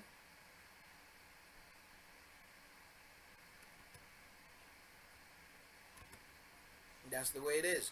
Now, and the heads of Yahudah heard this, and they came up from the king's house to the house of Yahuah, and sat down in the entrance of the new gate of the house of Yahuah. And the priest and prophet spoke to the heads. Okay, we read that already, right? All right, verse 11. The priest and the prophet spoke to the heads and all the people, saying, a death sentence for this man, for he has prophesied against this city, and as you have heard with your ears. These people saying, Yahuah sent me to prophesy against this house and against this city with the voice of Yahuah your Elohim. Then Yahuah shall relent concerning the evil he has pronounced against you. He said, if you will make good, if you will repent and make good your deeds, then Yahuah will not carry out the things that he has pronounced against you. Key there. So the book of Yirmiyahu is the warning. It's not the captivity. Big Judah said that this is the captivity. No, Big Judah, this is not the captivity. This is the warning about the coming captivity. The book of Baruch is the captivity. The book of Yirmiyahu is the warning about the coming captivity. You got that? Right? Now, he says, and now make good your ways and your deeds, and obey the voice of Yahuah your Elohim. Then Yahuah shall relent and do with me as seems good and right to you. Okay, I'm yours. Hey, I ain't got no power against you. I told you. Now do whatever you will with me. But you've been told. Okay? And I look. All right, now verse 15. But know for certain that if you put me to death, you are bringing innocent blood on yourselves and on this city and on its inhabitants. For truly Yahuah has sent me to you to speak all these words in your hearing. Then the heads and all the people said to the priest and the prophets, no death sentence for this man. Now the false prophets, they're secretly concerned. They say, you know what? We know we ain't right, so we ain't gonna mess with Yahuah like that. And no, secretly concerned, so they're trying to save face while trying to save their butts without doing what it really takes to save their butts, right? And the heads and all the people said to the priests and the prophets, no death sentence for this man, for he has spoken to us in the name of Yahuah our Elohim. Okay, now this is where they say what sounds good to say, but don't mean what they say. To those Muslims, but he don't mean what he say, right? Speaking with a forked tongue, right? Just another little example of that going on right here. And now, and the heads and all the people said to the priest, that connection is unstable the moment I said that there just now. This video might not be available on YouTube after this, family. Let's see. Of the people saying, Micaiah of Marashath prophesied in the days of Kazakiyahu, the king of Yahudah, and Yahuah of hosts. Zion shall become a plowed field, and Jerusalem be heaps, and the mountain Kazakiyahu, king of Yahudah, and all Yahudah of Yahuah. And the master relented concerning the evil which he had pronounced against them, but we are doing great evil against ourselves. So you have another couple prophets who dare to stand up and defend Yirmiyahu. There was, however, a man who prophesied in the name of Yahuah. His name was Uriyahu, the son of Shamayahu of Kariath Yaharim, who prophesied against this city and against this land according to all the words of Yirmiyahu. And when Yahuyakim, the king, with all his mighty men and all the heads, heard his words, the king sought to put him to death. But Hurriyahu heard of it, and was afraid, and fled, and went to Matzrayim. Then Yahuakim the king sent men to Matzrayim, Al-Nathan, the son of Akbar, and some men who went with him to Matzrayim. And they brought Uriyahu from Matzrayim, and brought him to Yahuakim the king, who smote him with the sword, and threw his dead body into the graves of the common people. However, the hand of Haykal, son of Shaphan, was with Yaramayahu, so as not to give him into the hand of the people to put him to death. They wanted to do exactly the same thing to Yaramayahu as they had done to the previous prophet.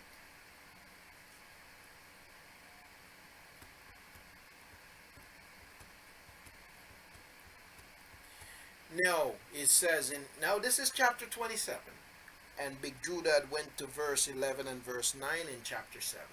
But what we're doing is we're taking this thing in context, right? We're reading it in context, right? In the beginning of the reign of Yahuakim, son of Yashayahu, the king of Yehuda, this word came to Yaramayahu from Yahuah saying, okay, so same king, okay, Yahuah is speaking to them again. This is what Yahuah said to me. Make for yourselves bands of yokes. Then you shall put them on your neck. Yeah, I'm about to show you what is about to happen to you. Literally. Okay? No, he's just going to make them even more mad now. And shall send them. Okay, so make for yourself bands of yoke. Put them on your neck. Okay? And shall send them to the king of Edom. Ha! And the king of Moab. And the king of the Ammonites. Of Ammon. Or Ammon.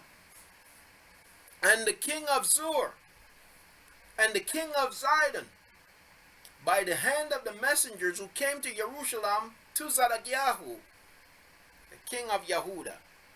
And you shall command them to say to their masters, thus said Yahuah of hosts, the Alkim of Yasharal, say this to your masters, I have made the earth, the man and the beast that are on the face of the earth, and by my great power and by my outstretched arm, and I shall give it to whom it seemed right in my eyes. And now I have given all these lands into the hand of Nebuchadnezzar, the king of Babel, my servant. Tell me. So again, Big Judah claimed that the captivity here is speaking of us being taken. It's two different captivities, he claimed. And this captivity is where Babel or Babylon comes and take us from our land, which is America. So Nebuchadnezzar came to America with ships and took us into captivity, took us to Babel in ships, is what Big Judah is teaching. Okay? Is that true? Nebuchadnezzar didn't come to America and take nobody in ships. Okay?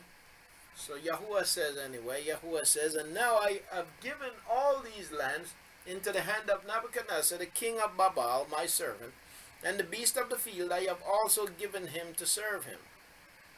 And all nations shall serve him, and his son and his son's sons, until the time of his land comes. And then many nations and great kings shall make him serve them. And it shall be, the nation and reign that do not serve Nebuchadnezzar, the king of Babel, and the one that does not put its neck under the yoke. Okay? Get the context here now. We're approaching verse 8. We're in verse 8. Approaching verse 9, 10, and 11. And it shall be the nation and reign that do not serve Nebuchadnezzar, the king of Babel, and the one that does not put its neck under the yoke of the king of Babel, That nation I shall punish, declares Yahuwah, with the sword and the scarcity of food and the pestilence until I have consumed them by his hand. Right? That was verse 8. Continuing on to verse 9. So do not listen to your prophets or to your diviners or to your dreamers or to your observers of clouds or your sorcerers who speak to you saying, do not serve the king of Babal. Okay, again, this is speaking to them while they're still in the land of Yasharal. Okay, not in captivity yet. Okay, but the captivity is coming.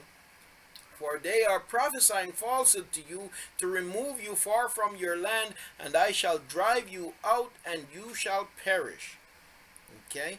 But the nations that bring their necks under the yoke of the king of Babal and shall serve him, I shall leave in their own land, declares Yahuwah, and they shall till it and dwell in it.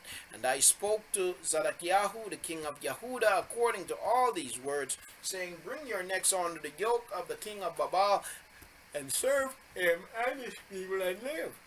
Why should you die, you and your people, by the sword, by the scarcity of food, and by the pestilence, as Yahuwah has spoken against the nation that does not serve the king of Babal? Okay, I'm going to stop right here at verse 13, because right here is another interesting point that Big Judah made.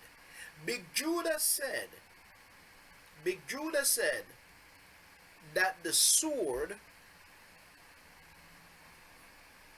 and the sword represents the diseases that and the famine that that were brought up on that the Europeans brought when they invaded the Americas. That's what Big Judah said.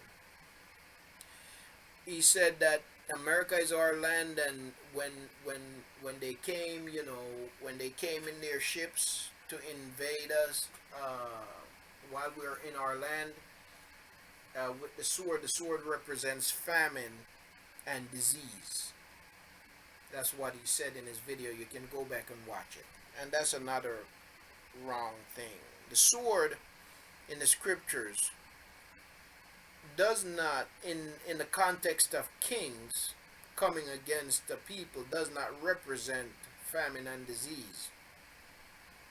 The sword of Yahuwah can represent famine and disease, but in this case right here, when Yahuwah says that a king is going to come against you with the sword, it doesn't represent famine and disease. It represents the sword. It represents bows. It represents arrows. It represents weapons. Okay? Yeah. Okay. But that was just another error that I saw in his teaching. All right. So why should you die, you and your people, by the sword, by the scarcity of food? And notice the text make it clear that there's a difference between the sword and famine and pestilence. Pestilence would be disease. Okay, not sword. And Yahuwah has spoken against the nation that does not serve the king of Babal. Do not listen to the words of the prophets who speak to you, saying, do not serve the king of Babal, for they prophesy falsehood to you. I have not sent them, declares Yahuwah, yet they prophesy falsehood in my name, in order that I drive you out. Okay, then you shall perish, you and the prophets who prophesy to you. So he said, don't listen to people who tell you this ain't your place. They're only inviting the wrath of Yahuwah on you. That's what he said. But again, that's not the context here. And America is not the land, is not the promised land, as Big Judah and some others might say it is. Okay, let me go over here now to the book of Baruch. Running out of time, and we didn't get a chance to go to that video. If you haven't watched the video, family, that I shared with you a couple of weeks ago, I want to share that video with you, because it also, look at it, what it presents is history, okay, facts, and you can use those facts to judge what Big Judah is teaching, okay, again, to see whether or not what he is saying is so. Okay, so I'm going to go to the book of Baruch. I would like to begin in chapter 1. I think I'm going to read it real quick from chapter 1 to chapter 2. You read chapter 2, verse 21. So I'm going to read that real quick. and I'm gonna just touch on what he talked about when he talked about wisdom being the mother, a woman, and the earthly mother. He said, okay. I'll touch on that a little bit. I'll touch on that a little bit. See if it is exactly what he is saying, or is there more to it? Is he again kind of misrepresenting an understanding of Yahuah and his word, right? So we'll touch on that a little bit, and then we're gonna wrap this up. So I'm gonna try to get through this um, fairly quickly here because it's almost 4 o'clock my time. And these are the words of the book which Baruch the son of Narias, the son of Mahasias, the son of Sedekias, the son of Asadias, the son of Halakias, wrote in Babylon. Okay, so there's our answer. Remember we asked earlier, where was the book of Baruch written? It was written in Babylon. Okay? Alright? Now, another thing, to give you some clue on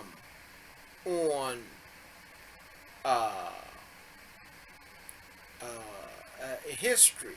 You see a lot of these names with the S comes from our people getting entangled with the Babylonians. That's where the asses come from in many cases. You do have some names in Yasharal like that, but majority of it comes because of this captivity or deliberate taking on the ways of the Greeks deliberately. And that started before the captivity. Go back to the book of the Maccabees, and you'll see that. Okay, in the 5th year and in the 7th day of the month, what time as the Chaldeans took Jerusalem and burnt it with fire. Okay, so Baruch is recounting now the captivity that was prophesied by Yirmiyahu. And Baruch, so in the 5th year, okay, and in the 7th day of the month, what time as the Chaldeans took Jerusalem and burnt it with fire. And Baruch did read the words of this book in the hearing of Yechaniah, the son of Yahuakim, king of Yehuda, and in the ears of all the people that came to hear the book, and in the hearing of the nobles, and of the king's sons, and in the hearing of the elders, and of all the people, from the lowest unto the highest, even of all them that dwelt at Babylon by the river Sud. Whereupon they wept, fasted, and prayed before Yahuah by the rivers of Babylon. There we sat down, and there we wept when we remember Zion, while the wicked carried us away into strange land. Tahalim 127, right? That's that river where they sat and they sung, right? And fasted. They made also a collection of money according to every man's power. And they sent it to Jerusalem unto Yahuakim, the king, the high priest, the son of Chalcias, is not his proper name, son of Shalom, and to the priest, and to all the people which were found with him at Jerusalem. At the same time, when he received the vessels of the house of Yahuah that were carried out of the Haykal, to return them into the land of Yehuda, the 10th day of the month Sivan, namely silver vessels, which Sedekias, the son of Josias, is actually what was it? I think where you see Josias, it should be Yashayahu. Yep, Yashayahu, king of Yehuda, had made. After that, Nebuchadnezzar, king of Babylon, had carried away. They have Jeconias, I don't remember what his name should be, and the princes and the captives and the mighty men and the people of the land from Jerusalem, and brought them unto Babylon. And they said, Behold, we have sent you money to buy you burnt offerings and sin offerings and incenses, and prepare you manna, and offer upon the altar of Yahuah our Elohim, and pray for the life of Nebuchadnezzar king of Babylon, and for the life of Belshazzar his son, that their days may be upon earth as the days of Shamayim. Okay, in this text right here, in chapter 1 of the book of Baruch, they're talking about, this is actually the feast that they're speaking of. Now, people say that they observed the feast in Babylon, but they didn't. See what they did? They sent money to purchase offerings, slaughterings to be offered on the altar. Where? In Jerusalem. You can go back and read it again. I'm not going to spend a whole lot of time on that, but that's another false teaching that's out there.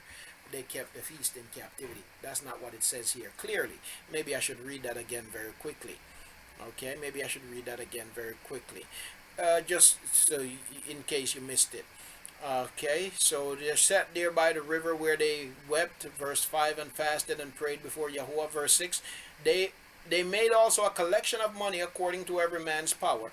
And they sent it to Jerusalem unto Jehoiakim. I'm just going to go with that right now, the high priest, the son of Chelkiah, son of Shalom, and to the priest, and to all the people which were found with him in Jerusalem, or at Jerusalem.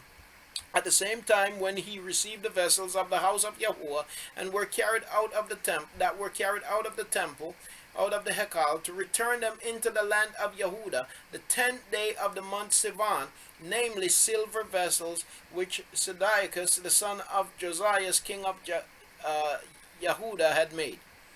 After that, Nebuchadnezzar, king of Babylon, had carried away Jeconiah and the princes, and the captives, and the mighty men, and the people of the land from Jerusalem, and brought them on to Babylon. Okay, so again, this is where this is the captivity. This is the fulfillment of the prophecy of Yahweh that Baruch is speaking about. And they said, Behold, we have sent you money to buy you burnt offerings, and sin offerings, and incense, and prepare you manna. So it's the Passover, okay? They can't keep it in captivity, so they sent money so that those people in the land can observe it, right? And prepare you manna and offering upon the altar of Yahuah our Elohim, and pray for the life of Nebuchadnezzar, king of Babylon, and for the life of Belshazzar his son, that their days may be upon earth as the days of Shamayim. And they're doing what Yahuah tell them to do, to serve Nebuchadnezzar.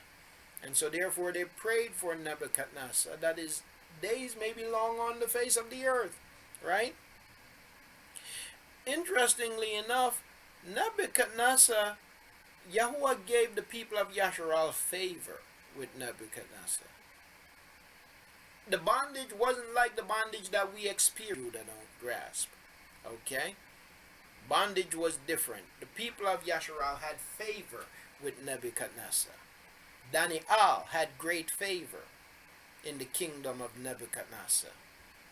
Daniel was a politician in the kingdom of Nebuchadnezzar. Okay? And Yahuah will give us strength and lighten our eyes. And we shall live under the shadow of Nebuchadnezzar, king of Babylon, and under the shadow of Belshazzar his son, and we shall serve them many days, and find favor in their sight.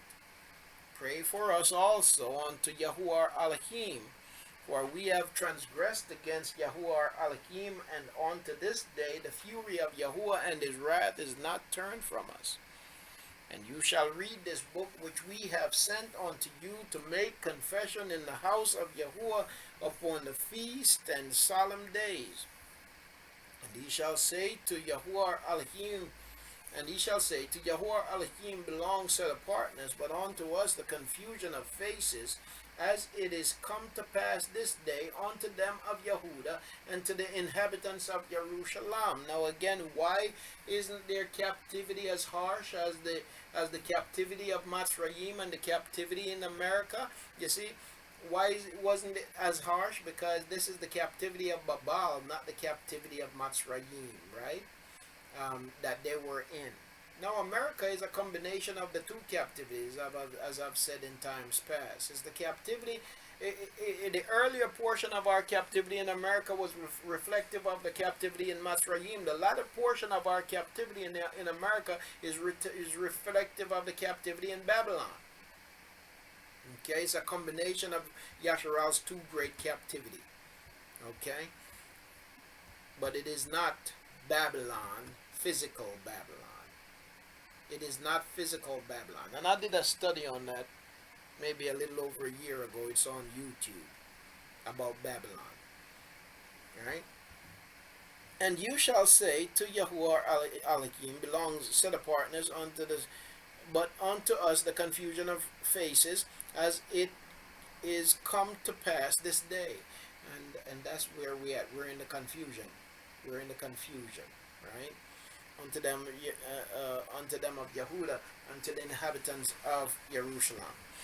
And to our kings, and to our princes, and to our priests, and to our prophets, and to our fathers, for we have sinned before Yahuah, and disobeyed him, and have not hearkened unto the voice of Yahuah Elohim to walk in the commandments that he gave us openly. Since the day that Yahuah brought our forefathers out of the land of Matzrayim, unto this present day, we have been disobedient unto Yahuah our Elohim, and we have been negligent in not hearing since the day that Yahuah brought our forefathers. Okay, verse 20. Wherefore the evils cleaved unto us, and the curse which Yahuah appointed by Masha his servant at the time that he brought our fathers out of the land of Matzrayim, to give us a land that flows with milk and honey, like as it is to see this day. Nevertheless, we have not hearkened unto the voice of Yahuah Elohim, according to unto all the words of the prophets whom he sent to us. But every man followed the imagination of his own wicked heart, to serve strange idols, strange mighty ones, and to do evil in the sight of Yahuah our Elohim. Alright, let me go down to chapter 2. And what he focused on was chapter 2, verse 21. I'm just going to continue to read. Therefore, Yahuah had made good his word, which he pronounced against us and against our judges that judge Yasharal, and against our kings, and against our princes, and against the men of Yasharal and Yahudah, to bring upon us great plagues, such as never happened under the whole Shamayim, as it came to pass in Jerusalem, according to the things that were written in the law of Masha, that a man should eat the flesh of his own son and the flesh of his own daughter. Moreover, he hath delivered them to be in subjection to all the kingdoms that are round about us, to be as a reproach and desolation among the people round about, where Yahuah hath scattered them. Okay, now according to Big Judah, Baruch is speaking about the second captivity. Okay, one captivity that both books speak about, and it also includes a scattering. Thus we were cast down and not exalted, because we have transgressed against Yahuah Elohim, and have not been obedient unto his voice. To Yahuah Elohim us, yet have we not prayed before Yahuah, that we might turn every one from his imaginations of his wicked heart.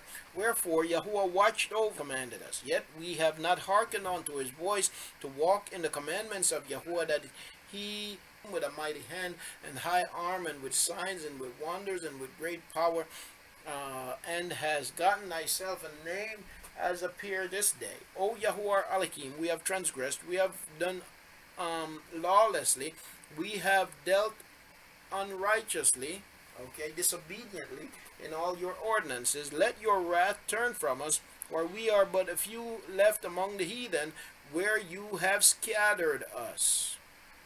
Again, the context tells us, according to Big Judah, this captivity now being spoken of in chapter 2 in Baruch, according to Big Judah, it's taking place in our home, in our land. according to Big Judah. But what does the context tell us? That we are scattered. We're not in our land. This captivity is not taking place in our land. It's taking place in places where we have been scattered to. So context again exposes that Big Judah is wrong. Hear our prayers, O Yahuah, and our petitions, and deliver us from your own for your own sake, and give us favor in the sight of them which have led us away, that all the earth may know that you are Yahuah Elohim, because Yasharal and his posterity is called by your name. Okay, O Yahuah, look down from your set apart house and consider us. Bow down your ear, O Yahuah, to hear us. Okay, so I want to say a couple more things here too, real quick. Big Judah said, okay, so Big Judah said there's two different captivities, and Big Judah said in one of the captivity that we would serve the oppressor in our land. Okay, but guess what? That's not what the scriptures say. That's not what happened. Okay, eventually what happens is after Nebuchadnezzar came in, he took some of Yasharal, didn't take all of Yasharal, he left some of Yasharal. But you know what's going to happen? Because the rest of Yasharal that was left still wasn't taking heed to what happened to the rest of Yasharal, what happened? Yahuah came in and swept them out also. You can find that if you read the book of Ezekiel. Okay, you'll find that. You'll find where in the house of Yahuah they had erected the obelisk, or the what do you call it? You know, the Asherah pole and stuff, worshiping the sun and all of that. And Yahuah said, "Oh, so you didn't learn nothing from what happened to the rest of your people." And so Yahuah came and he swept them out also. Okay, and scattered them. So again, Big Judah, he's got to get familiar with the scriptures before he continue to teach what he's teaching. So verse 17 says, "Open your eyes and behold, for the dead that are in the graves, whose souls are taken from their..." Nah, this is some Christian stuff here too. Souls, the idea of souls being taken. The nafash, the breath which leaves their body, will give unto Yahuah neither praise nor set apartness. But the breath that is greatly vexed, the nafash that is greatly vexed, which goes stooping and feeble, and the eyes that fail, and the hungry soul, will give you praise and set apartness, O Yahuah. Therefore, or the soul, that is the being, the person is talking about, the whole being. Therefore, we do not make our humble supplication before you, O Yahuah Elohim, for the set apartness of our fathers and our kings. For you have sent out your wrath and indignation upon us, as you have spoken by your servant the prophet, saying, But thus says Yahuah, bow down your shoulders to serve the king of Babylon, so shall you remain in the land that I give unto your fathers. Okay? But if you will not hear the voice of Yahuah to serve the king of Babylon, I will cause to cease out of the cities of Yehudah and from without Jerusalem the voice of myrrh and the voice of joy and the voice of the bridegroom and the voice of the bride, and the whole land shall be desolate of inhabitants. And I'm going to talk about what the word desolate, what he said the word desolate means. Now, Big Judah used these verses right here to say, again, to make his point that America is the promised land, and say the reason why we're still here is because right here Yahuah said that we would serve the king of Babylon in the land. And that's not what this verse is saying. Again, read all of the scriptures in context and through history, including with the book of Ezekiel, and you will see that what happened was Yahuah had left some of them in the land. Remember, they sent money back to those that were still in the land so that they could honor the Passover and pray for the king of Babylon. Okay, some of them were still in the land. Now you go over to Ezekiel chapter 8, you will see where those that were still in the land, Yahuah got upset with them because they were over there worshiping the sun, erecting these statues in the set apart place of Yahuah. And Yahuah got angry with them, and that's where Yahuah drove them out of the land. Okay, he took them out of the land, and the land was left desolate. Now what does desolate mean? According to Big Judah said that desolate means that we will not control the land. That's according to Big Judah, that's what desolate means. But we will remain in the land, but we won't have control of the land. But that's according to the scriptures, that's not what desolate means. According to the scriptures, desolate does not mean that the land won't be inhabited by people. No, it doesn't mean that.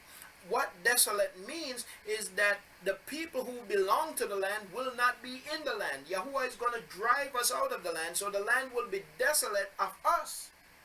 The true people of the land won't be in the land, and that's precisely what happened. We were driven out. So the land was desolate of its true people. Foreigners occupied the land. Okay, so, I mean, and there's more. Could keep on going, but I just wanted to touch on some of this real quick, and hopefully what I've covered here in context help you to see that what Big Judah is saying is just totally incorrect according to context. Now I'm going to touch on another point as I prepare to wrap up here. You might be able to tell that I'm talking fast, but another thing Big Judah said that I am not in total agreement with. So Big Judah talk about wisdom and being the mother of the earth or something like that, and wisdom being a woman. And the scripture speaks of wisdom from the perspective of a female. And Big Judah also said that wisdom is the Ruach. Okay? So wisdom is the Ruach, and the Ruach is a woman. Is what Big Judah says. But in my study of the scriptures, the Ruach is Yahuah. Okay? Now there's a doctrine out there called the Queen of Heaven doctrine. It says that wisdom is a woman, and wisdom is the wife of Yahuah. Okay? And that's actually a pagan doctrine that goes way, way back. People of Yasharal actually used to follow that and got in trouble because of it. Alright? So, yeah, wisdom, the scriptures call wisdom she. Speaks of wisdom in the terms of a woman, but what does that mean? Does it mean that Yahuah has a wife, or that, Yahuah is a woman, or whatever the scriptures? What it means is that Yahuah is complete, nurturing, just as a woman is nurturing. Okay? Yahuah is completeness, as he said that we were created in his image. I can say it as a man, and you, my sister, can. Yahuah is complete. Okay? And so Yahuah embodies all of his creation. All right? And so it's not saying specifically that wisdom is a woman, separate from Yahuah, because wisdom is Yahuah. The scriptures shows us that when we study the scriptures. The wisdom is Yahuah Ruach, okay? And Yahuah Ruach is Yahuah, okay? And so again, there I disagree to some extent with Big Judah. But you know what? I don't have time to dig into the scriptures on that. I have videos on YouTube on wisdom somewhere, and so encourage you to look for those if you can. But with that said, I'm going to stop here for today, and I'm going to open up the microphone here for a little while to any comments or questions, and then we'll close out afterwards. So family, once again, it is my hope that our study has brought or confirmed your thoughts on the subject from the perspective of truth. Aki, I think I tried that the last time we were together, and I don't know where I might have saved it. If it's saved it somewhere on my computer, there is something for me to click on to record, and I did click on it. I got to figure out where it's recorded at, Aki. Oh, by the way, shalom to you, my Aki. Great to see you.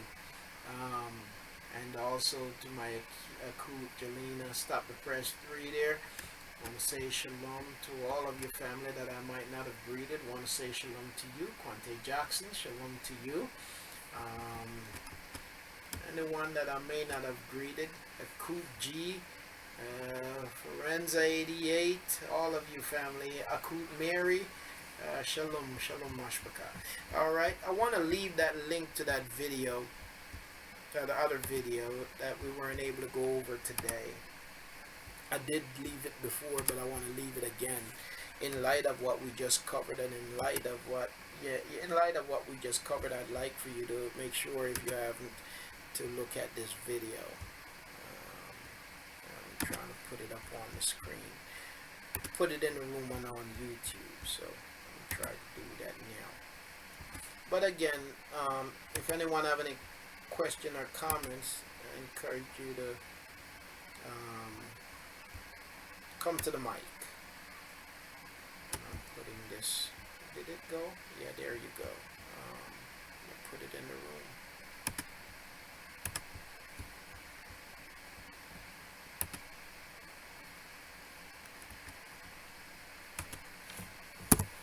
Okay, so that's that video, family. I encourage you to.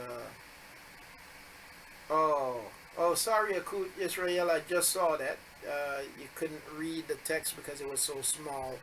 I'm sorry about that. That whole time it was tiny. I'm sorry about that.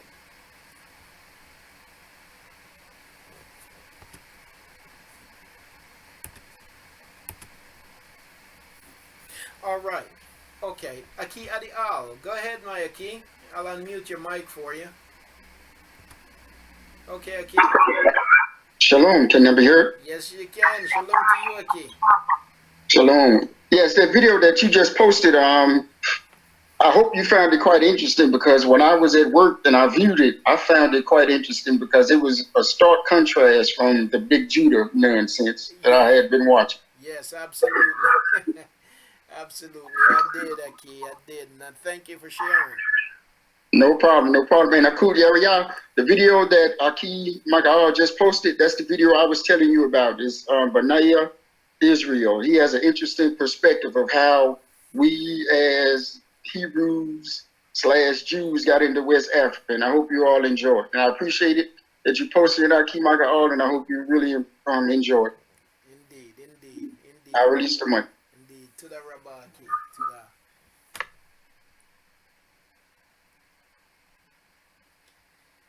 All right.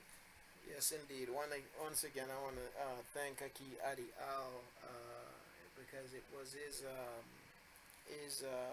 research and what should I say, inquisitiveness that got us down this road. So, to the Aki. All right. Well, if there's no one else, I'm gonna go ahead and. Okay, Akut Yariya, please go ahead, Akut. Shalom, Mashbaka, Yaki Michael, Akut.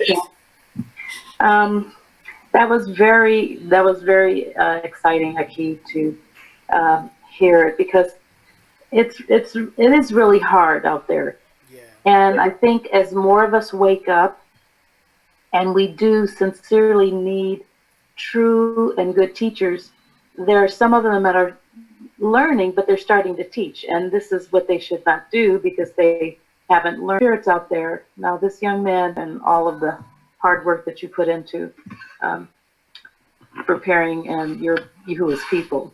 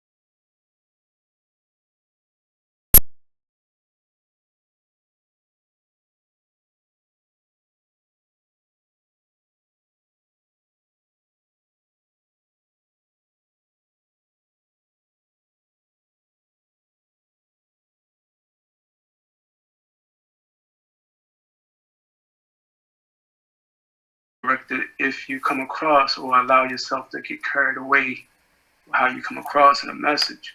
Yeah. And I do encourage everybody in the Mashpachah, everyone, to pray for Big Judah. Indeed. And hope that he can see his error. And I think that I believe that we should all be wary of of ourselves, self-examination and things of that nature. All be wary of ourselves, and so that we could be able to see these type of things for ourselves. It's a Baruch to have you bring it forth. But if we are dealing with ourselves, Yahuah will give us discernment. Even if we don't know, we will sense something's wrong. I believe his Ruach HaKodesh does that. You will sense something that's not adding up, and you allow Yahuah to show you. And again, it goes back to doing our own plowing and putting our hands to the plow. It goes all back to that as well. And so it's all connected. So just want to say that real quick. So yeah, I did sense a little surety or arrogance in some aspects, and that can mess you up. So when correction comes, you put yourself so far out there, it can be harder for you to repent. And so that's all I want to say. Love you, Mashpachah. Love your kid. And let me get back to work. Allahu Yahuah. Praise Yahuah. I love you too, my Aki, and great to hear you, and wise words indeed. To Yahuah be all esteem.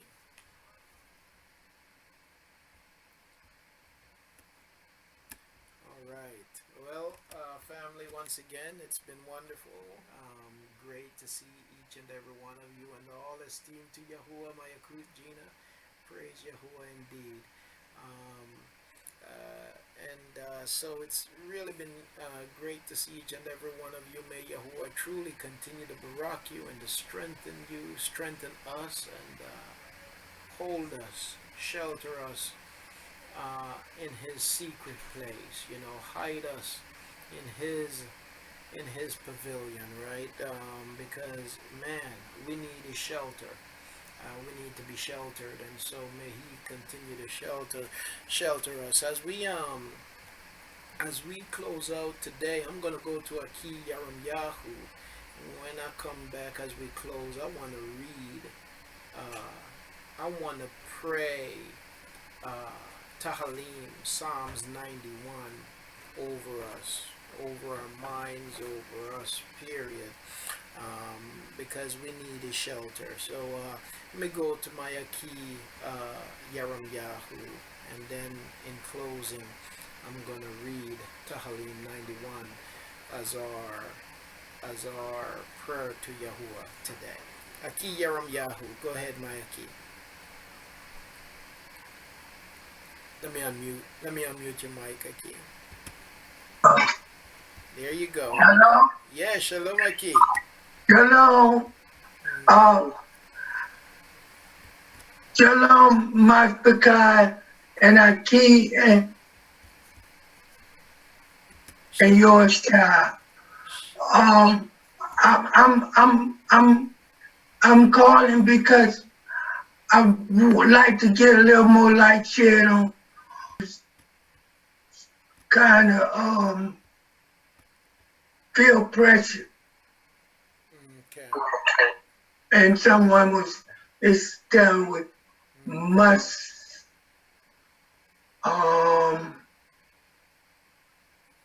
shouldn't work on Shabbat, but I was telling her, well, according to what has been explained to us, we being in captivity, sometimes, if I just want her to be encouraged that Father Yahuah will see her through whatever. Yeah. And I told her, don't worry about nothing. Because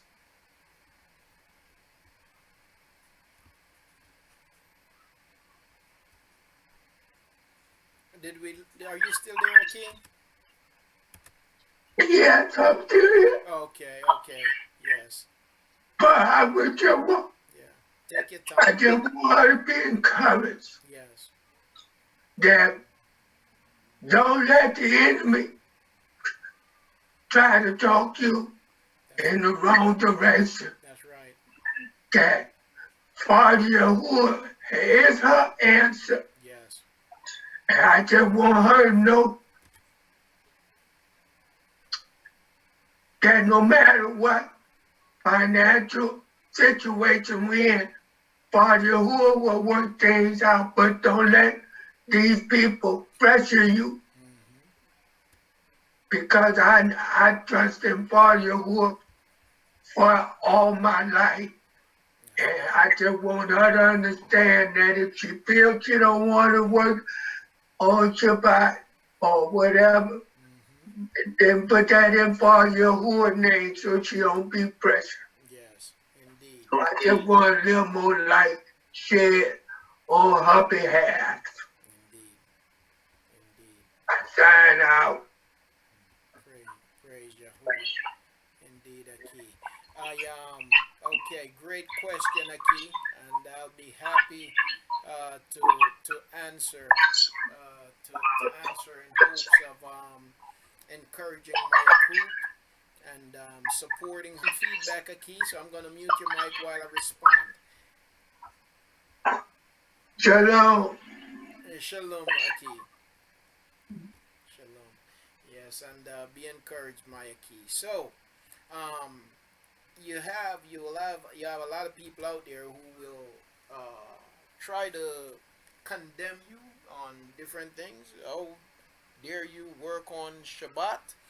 Um, oh, dare you not keep this feast and keep that feast and keep the other feast? And this is what I'll say to that. We can go right back to the text that we were just reading in the book of Baruch. Okay, now America is not Babylon, but Babylon was a captivity. It was a place of captivity for the people of Yashar'al. Now let me ask you this, family, based on what we just read. What was Yahuwah's command to his people when they found themselves taken into captivity by Nebuchadnezzar? Did Yahuwah say to the people, you better obey my Torah while in captivity? Or did he say, you better obey Nebuchadnezzar while in captivity? Which one did he say? Which one did he say? Which one did he say? If you could put that on the screen for me. Did Yahuwah say to his people, when Nebuchadnezzar the king come and take you into captivity, you better not obey him, you better obey my Torah? Or did he say you better obey King Nebuchadnezzar? Which one did he say? This is important, family. Right? He said you better obey Nebuchadnezzar, right? Okay, that's the first question. Here's the second part to that question. Here's the second part to that question.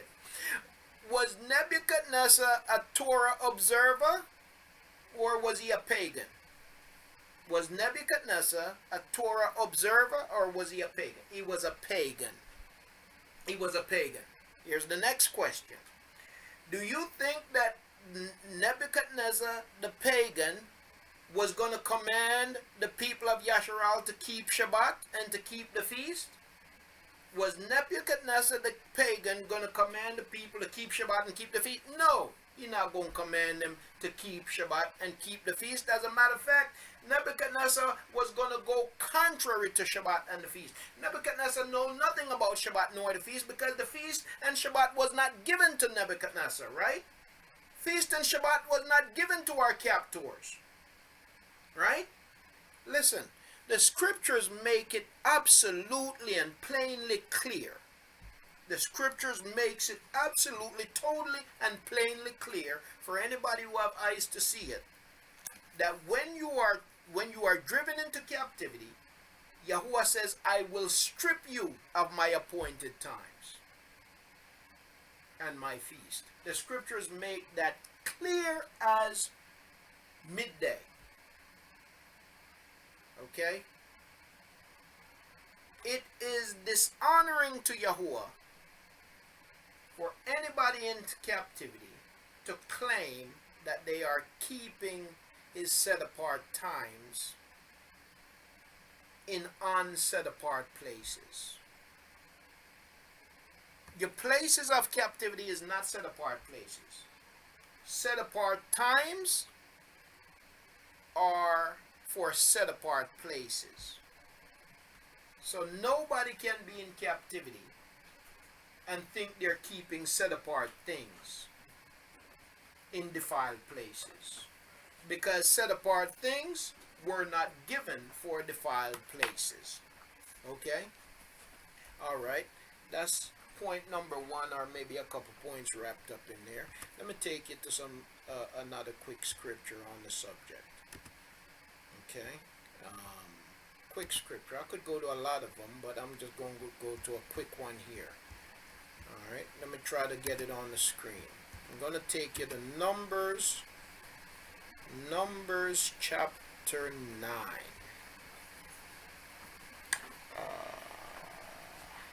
going to take you to Numbers chapter 9. Don't come in here with that. Numbers chapter 9.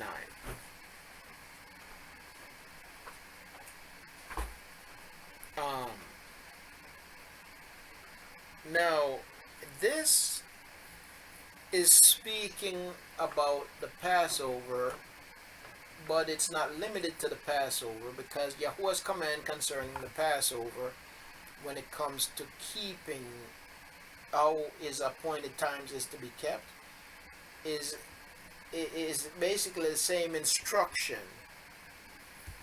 Come on, this thing is acting up. I'm sorry. It's the same instruction when it comes to all of his appointed times as to how they must be kept. Okay, certain criteria.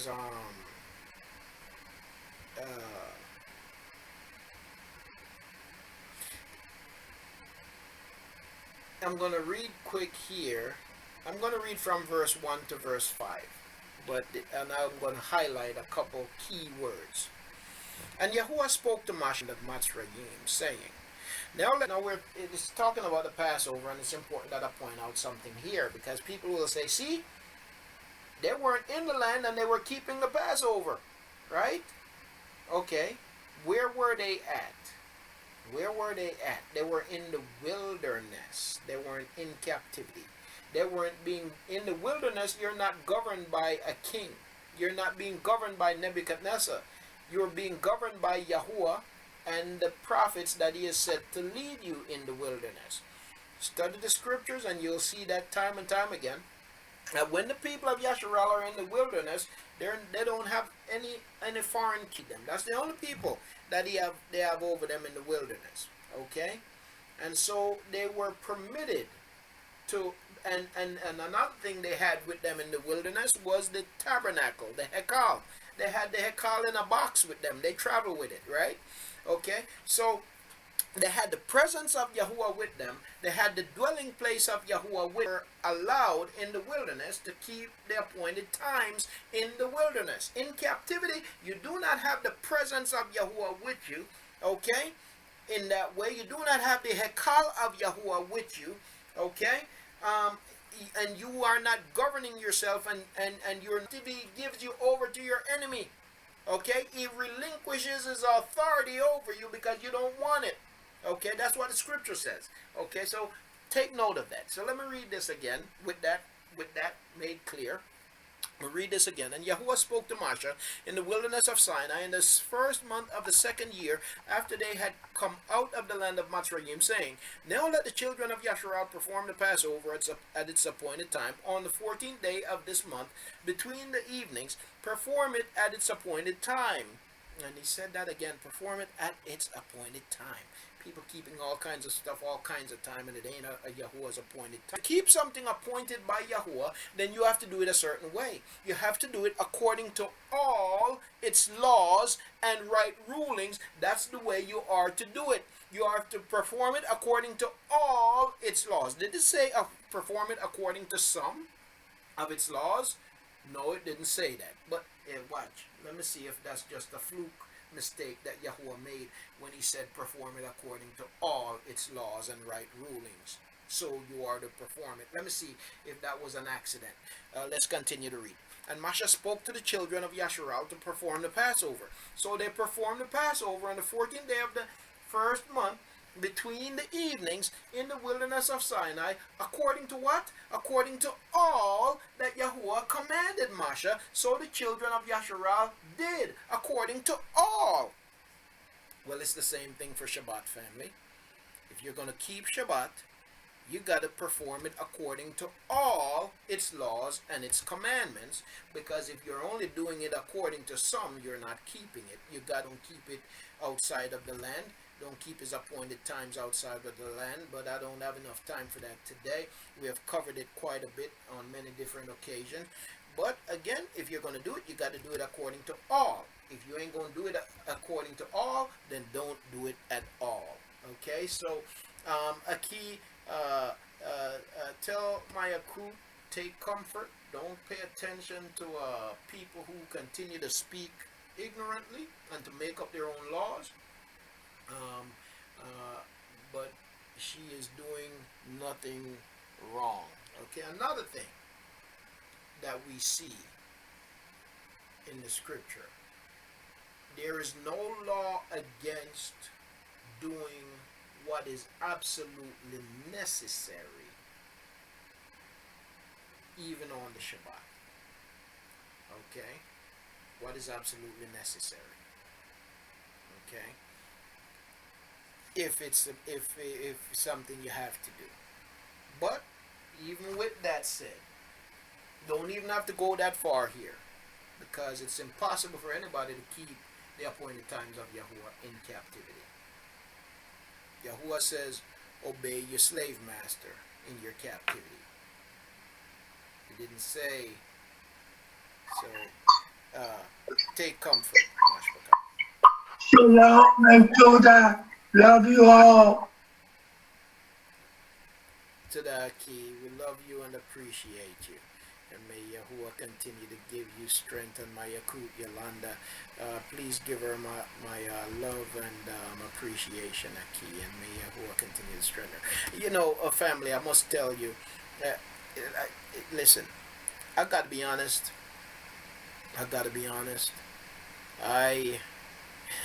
When I see all the noise, hear all the noise and all the different stuff out there, it discourages me. And I can only speak from my perspective. I know it must be discouraging to you also, but it's really discouraging. It's really discouraging. You know, too many Pharisees and Sadducees. Okay, let's see. I'm gonna go to Tahalim, Psalms. His Father, King. Pray Yahuwah. With his strength I will. Excuse me. Excuse me. Close today with the Tahalim 91 family. As soon as I get there.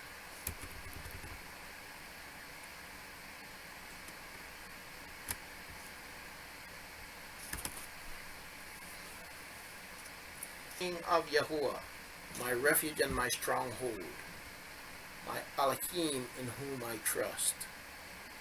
For he delivers you from the snare of a trapper, from the destructive pestilence. He covers you with his feathers, and under his wings you take refuge. His truth is a shield and armor. You are not afraid of the dread by night, of the arrow that flies by day, of the pestilence that walks in darkness, of destruction that ravages at midday. 1,000 fall at your side, and 10,000 at your right hand, but it does not come near you. Only with your eyes you look on and see the reward of the wrong ones, because you have made Yahuah my refuge, the Most High your dwelling place. No evil befalls you, and the plague does not come near your tent. For he commands his messengers concerning you to guard you in all your ways, to bear you up in their hands, lest you dash your foot against a stone. You tread upon lion and cobra, young lion and serpent you trample underfoot. Because he cleaves to me in love, therefore I deliver him. I set him on high, because he has known my name. When he calls on me, I answer him. I am with him in distress. I deliver him and esteem him.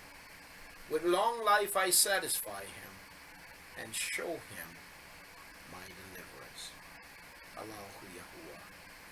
May Yahuah continue to cover you, shield you. May he continue to cover us. And may his barakah, his mercy, and his favor continually be upon us. Family, love you all, appreciate you. Hallelujah. May Yahuah, we ask that you would just be with us, guide us, comfort us, and keep us, lead us, strengthen us. Abba, we need you more than ever before. May you be our light, your word be a lamp to our feet and a light to our path. May we continue to barak your name in all that we say and all that we do. Give us strength, help us to hold fast, and may we patiently wait on you. Be with us throughout this week. Be with our families, watch over our homes. Keep our minds, keep our bodies. Do this we pray in your great name. And we pray for those who genuinely seek you, genuinely desire you, that you would continue to reveal yourself and your truth to your elect. Love you all, family, and appreciate you. May Yahuah barak you and keep you. May Yahuah lift up his face upon you and show favor unto you. May Yahuah, in the name of Yahuah, be upon you. Hallelujah. Love you. And Yahuah willing, Mashbaka, we'll be seeing you soon. Let's say, with that, I'm going to say, Layla Tub, have a great night. Love you, family.